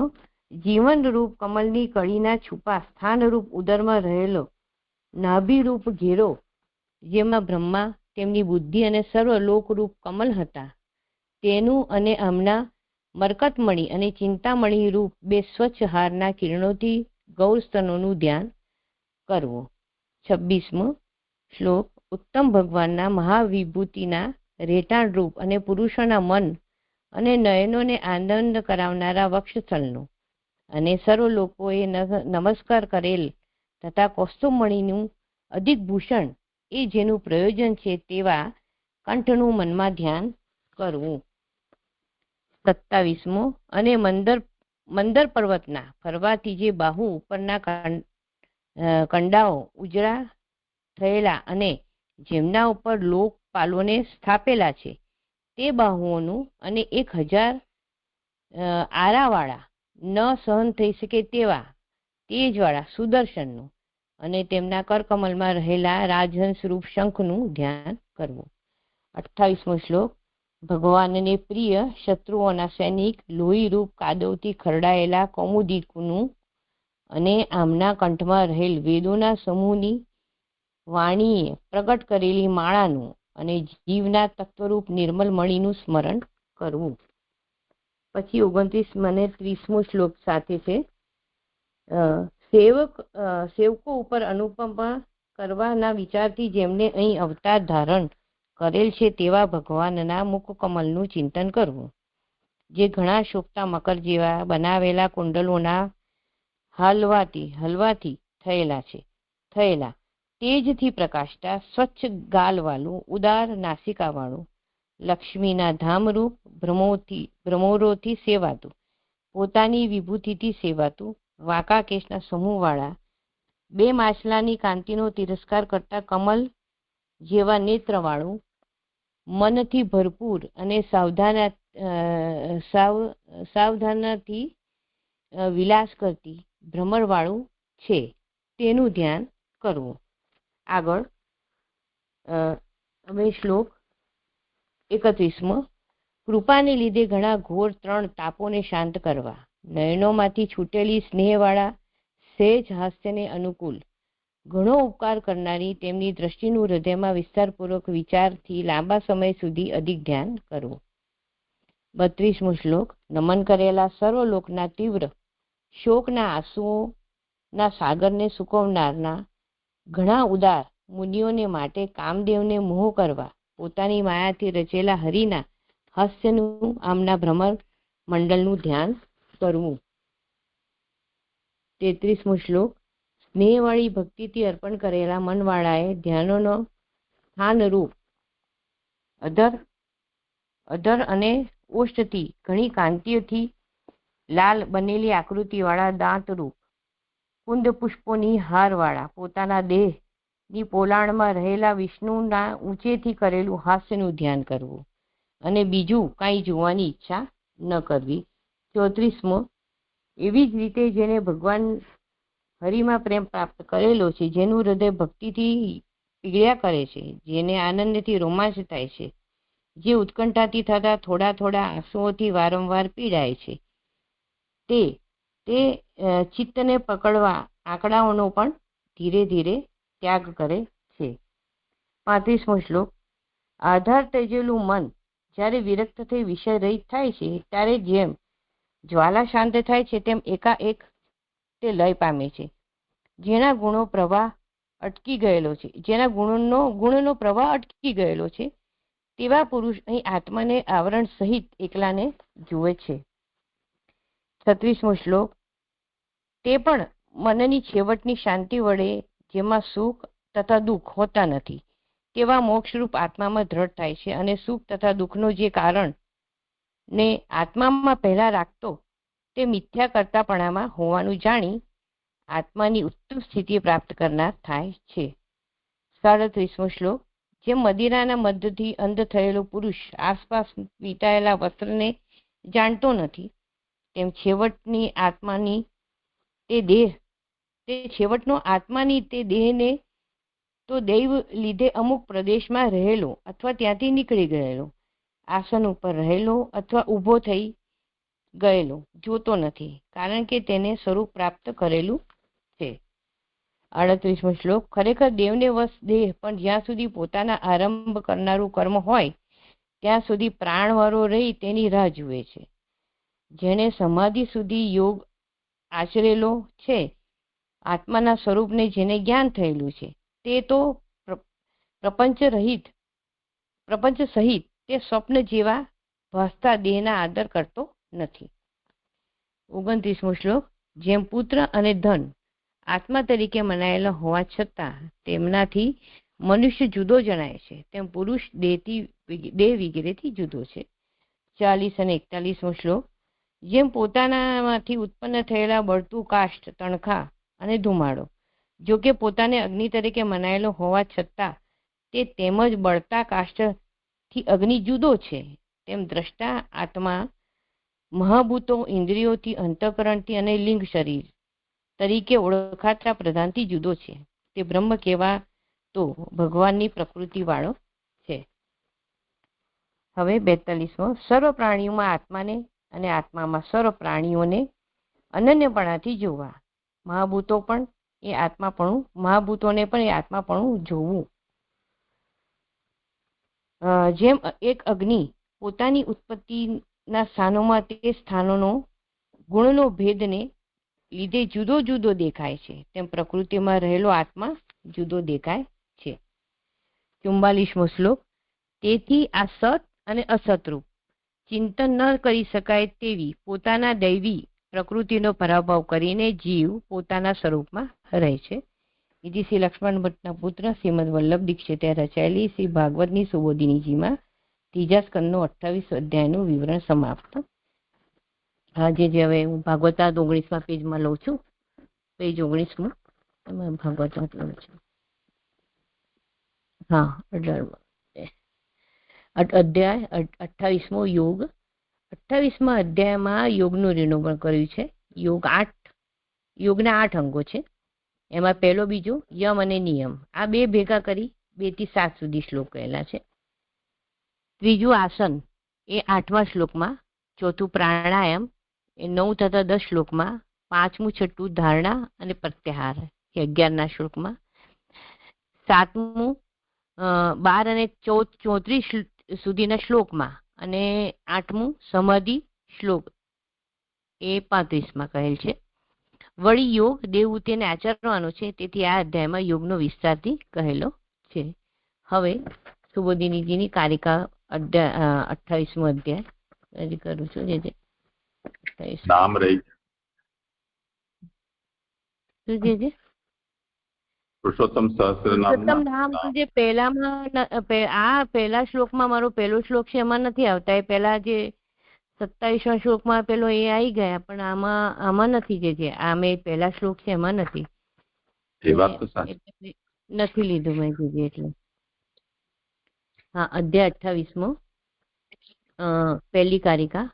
ચિત્તમ ચિદ્વ ગોવસ્તપુષ્ટમ ભક્તિ જ્ઞાન વિરક્તિભિઃ તદા શુદ્ધ સ્વસંબંધી પુરુષમ ગમયેત ફલમ. ભક્તિ, જ્ઞાન અને વૈરાગ્યથી ચિત્ત જો ભગવાનના સંબંધમાં આવે તો શુદ્ધ થઈ પોતાના સંબંધવાળા પુરુષને ફળ પ્રાપ્ત કરાવે છે.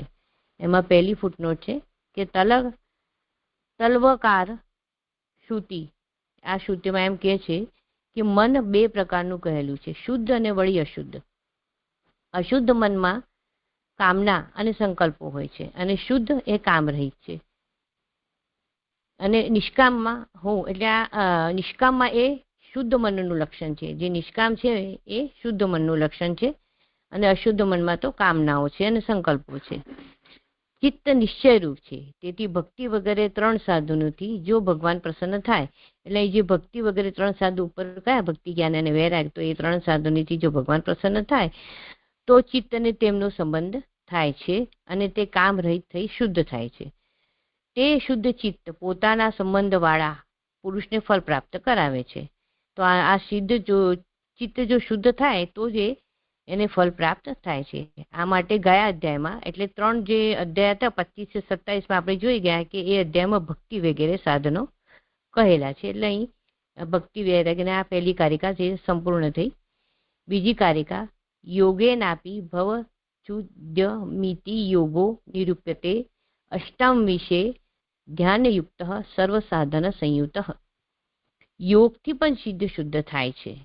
તેથી 28મા અધ્યાયમાં તે ધ્યાન સાથેનો યોગ સર્વ સાધનો સહિત જોવામાં આવે છે. એટલે હવે અહીં કહી રહ્યા છે કે યોગથી પણ સિદ્ધ શુદ્ધ થાય છે. એની બીજી ફૂટનોટ છે કે જેમ ભક્તિ વગેરે સાધનોથી સિદ્ધ શુદ્ધ થાય તેમ યોગથી પણ શુદ્ધ થતું હોવાથી આ અધ્યાયમાં અંગ સહિત યોગ જણાવેલ છે. એટલે અહીં કહે છે કે એટલે જેમ ભગવાનના સંબંધી સિદ્ધ શુદ્ધ થાય છે તેમ યોગથી પણ સિદ્ધ શુદ્ધ થાય છે અને તેથી આ અધ્યાયમાં એના યોગનું નિરૂપણ કરેલું છે. તો આમાં સર્વ સાધન સહિત એટલે ભગવત ધ્યાન રૂપ યોગ કહેવામાં અહીં આવ્યો છે. આગળ બીજી કારિકા છે કે ભક્તિ વગેરે ત્રીજે એટલે ધ્યાન સાથેનો જે કયો એમાં ત્રીજી ફૂટનોટ કે ભક્તિ વગેરે 3 સાધનો નું કાર્ય એકલા યોગથી કેવી રીતે થાય. આજે 3 સાધનો કયા, તો એ તો 3 સાધનો છે પણ આટલા એકલા યોગથી આ કાર્ય કેવી રીતે થઈ શકે છે, તો એવો કોઈને પ્રશ્ન થાય. તેથી ધ્યાન સાથેનો યોગ વિષયેલો છે, યોજેલ છે. એટલે એકલો યોગ નહીં તો ધ્યાન સાથેનો યોગ એટલે ભગવાનનો ધ્યાન, એટલે ધ્યાનથી ભગવાનનો સંબંધ થાય અને તે સંબંધ પણ શુદ્ધ કરે છે, તે સંબંધ પણ શુદ્ધ કરે છે એવો અર્થ છે. તેથી 4 સાધનો એક કાર્ય કરનારા છે. 4 એટલે આ ભક્તિ જ્ઞાન વૈરાગ્યના ચોથો ધ્યાન એવું મને સમજાય છે. જે એવી અધ્યાયની આ અધ્યાયની સંગતિ એટલે આ અધ્યાયની જે સંગતિ છે એવી રીતે અહીં કરી છે.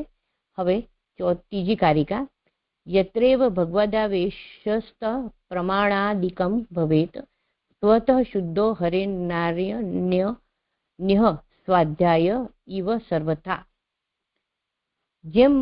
જેમાં ભગવાનનો આવેશ થાય છે તે પ્રમાણ વગેરે થાય છે. હરિથી બીજો કોઈ સંપૂર્ણ રીતે પોતાથી શુદ્ધ નથી. વેદની પેઠે યોગ પણ ભગવાનના સંબંધી શુદ્ધ થાય છે. એટલે જેમાં ભગવાનનો આવેશ થાય છે તો પ્રમાણ વગેરે જે કહ્યું તો આ ચોથી ફૂટનોટમાં એમ કહે છે કે જે વસ્તુમાં ભગવાનનો આવેશ થાય તે જ પ્રમાણ, પ્રમેય, સાધન અને ફળરૂપ થાય છે. એટલે અર્થાત જે વસ્તુઓમાં ભગવદાવેશ જણાય તો તે વસ્તુ પ્રમાણરૂપ જાણવી અને પ્રમેય અને સાધન છે એ વસ્તુ ફળરૂપ સમજવી એમ અહીં કહી રહ્યા છે. 5મી ફૂટનોટમાં એમ આવ્યું કે સંપૂર્ણ રીતે કોઈ શુદ્ધ નથી ભગવાન સિવાય. એ કેવી રીતે પોતાથી શુદ્ધ નથી એને જણાવે છે કે નોટ 4માં કહે સિદ્ધાંતનું કારણ એટલે 4માં જે કહ્યું એનું કારણ અહીં દર્શાવે છે કે આત્મા પાપ રહિત છે. એ છાંદોગ્ય શ્રુતિ પ્રમાણે હરિથી બીજો કોઈ સંપૂર્ણ રીતે શુદ્ધ નથી. ભગવાન સિવાય કોઈ પણ શુદ્ધ સંપૂર્ણ રીતે તો નથી. તેથી વેદ પણ ભગવાનના સંબંધને લીધે જ પ્રમાણ વગેરે સર્વ પ્રકારે સંપૂર્ણ રીતે શુદ્ધ છે. એટલે વેદ પણ ભગવાનનો સંબંધ છે એટલે એ પ્રમાણ છે અને એ સંપૂર્ણ રીતે એવી રીતે એ પણ શુદ્ધ છે. જેમ વેદ ભગવાનના સંબંધને લીધે શુદ્ધ છે તેમ યોગમાં પણ ભગવાનનો આવેશ થતા હોવાથી તે ભગવાનની ભોગ કરવાની સૃષ્ટિમાં પ્રમાણ થઈ સર્વનો પ્રકાશ કરતો હોવાથી બુદ્ધિરૂપ છે. એટલે અહીં એમ કહી રહ્યા છે કે આ જેમ ભગવાનના સંબંધ થાય છે એવી રીતે યોગમાં પણ ભગવાનનો આવેશ થાય તો ભગવાનને ભોગ કરવાની, કારણ કે આ ભગવાન માટેનો સ્વરૂપ કહેલો છે એવું મને સમજાય છે. એટલે ભગવાનને ભોગ કરવાની સૃષ્ટિમાં પ્રમાણ થઈ પ્રકાશ છે અને એ બુદ્ધિરૂપ છે. એવી શાસ્ત્રીય એટલે સર્ગ વિષયની સંગતિ છે. તે જ યોગ ઇન્દ્રિયોના સંયમરૂપ હોવાથી અને આત્માની સર્વરૂપમાં સ્થિતિ કરાવનાર હોવાથી મોક્ષરૂપ છે. એટલે આવી રીતના જે યોગથી ઇન્દ્રિયોનો સંયમ કરીએ છીએ તો એનાથી એ પોતાના સ્વરૂપમાં સ્થિતિ કરશે અને એ મોક્ષરૂપ છે. એટલે આ રીતે મૈત્રેયની કથાની સંગતિ જે આગળ 25મા અધ્યાયમાં આપણને 32મા શ્લોકમાં એ કહેલું છે કે કેવી રીતે આગળથી આ વાત ચાલી આવી છે, તો અહીં એવી રીતે કહી રહ્યા છે કે આ મૈત્રેયની કથાની સંગતિ અહીંથી થાય છે એવો અર્થ છે. જે આ કારિકા પૂર્ણ થઈ છે. હવે શ્લોક મારો એક જ છે, એ મેં લઈ લઉં. હા, લઈ લો. કારિકાની મૂળમાં આ બરાબર છે. યત્રૈવ ભગવદ દ્વેષઃ. અનુવાદ જુદો છે. હા, વેશ આવેશ આ ઉપસર્ગ જ છે ને, વેશ પ્રવેશ અને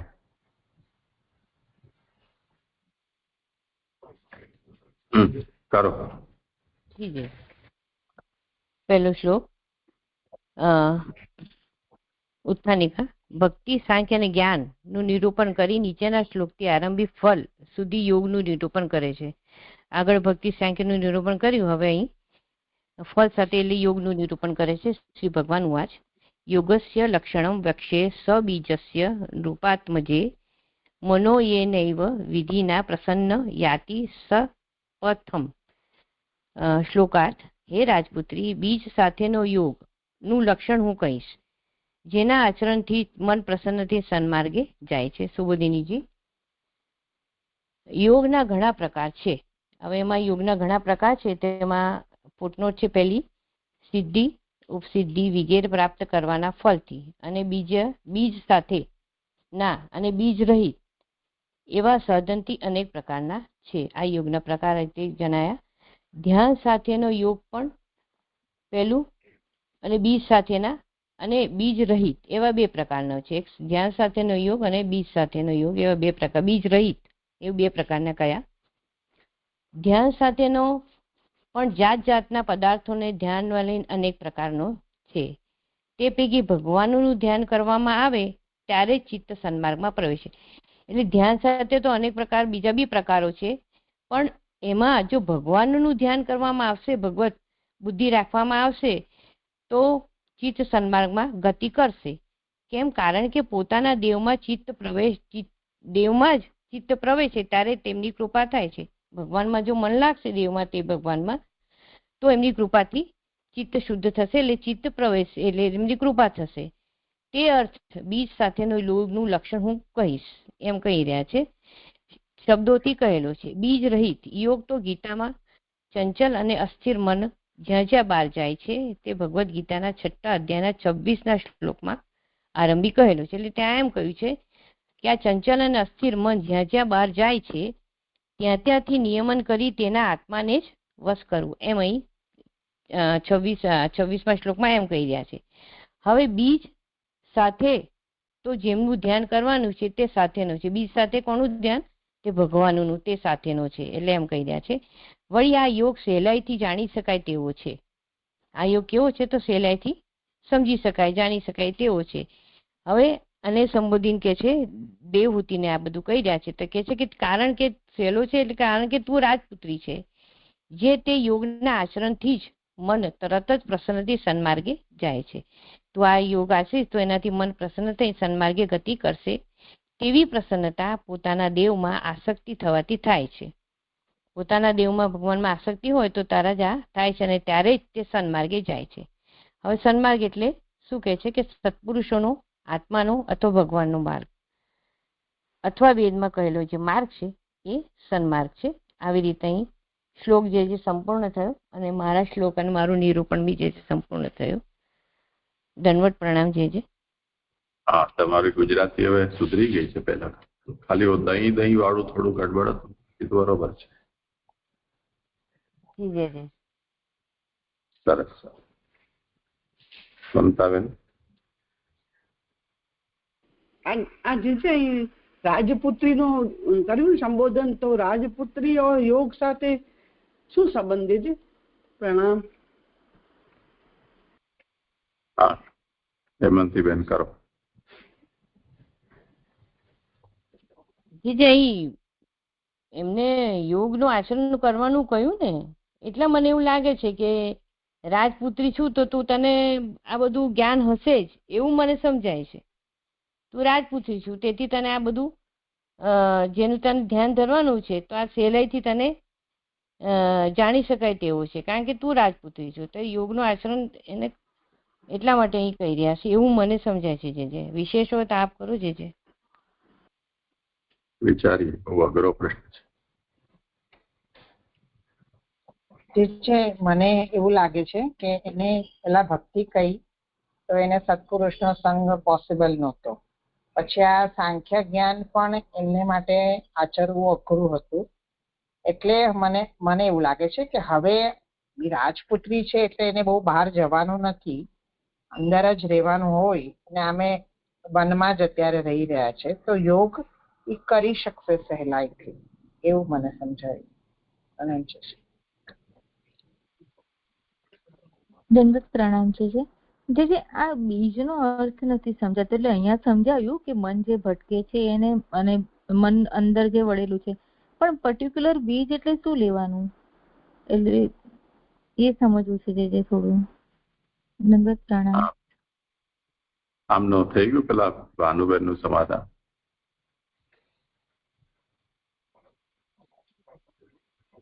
આરુલે કહ્યું ઠીક લાગે છે. હેતુમાં અહીંયા કહી રહ્યા છે સબીજસ્તુ ધ્યેય સહિત સુગમશ્ચાયમ યતસ્ત્વમ નૃપાત્મજા. આ સુગમ છે કેમ કે તું રાજપુત્રી છો.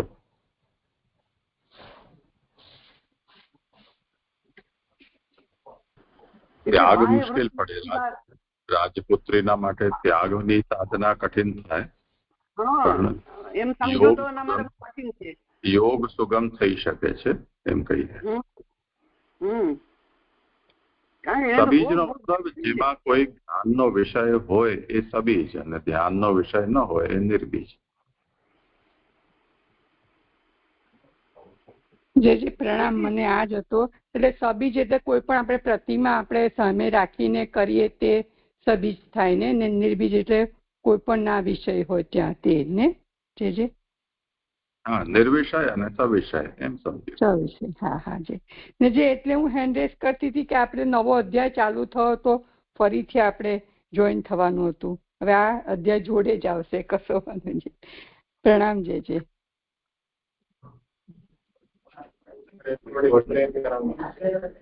અચ્છા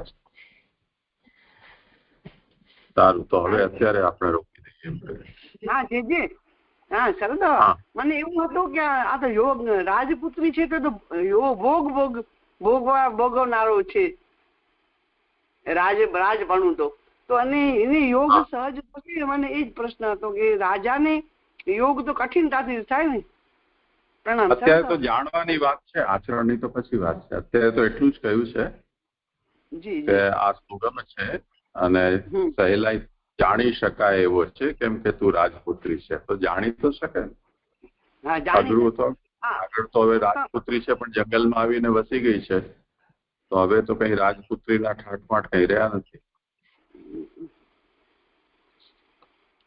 પણ સમજ શક્તિ હોય. ઉત્તમ અવતાર છે, ઉત્તમ યોનિમાં રાજાની પુત્રી છે તો ઉત્તમતા તો છે ને એટલી એમ ખ્યાલ નહીં આવે. કરશે દેવતીજી કરશે થઈ જશે. પ્રણામ. પ્રણામ. જે એટલે મુખ્ય સમાધિ છે તો એના પહેલાની જે નાની નાની સિદ્ધિઓ એ ઉપસિદ્ધિ. સંઘ થયો છે ને બધાનો, ભલે રાજપુત્રી છે પણ સંઘ કેટલો થયો છે?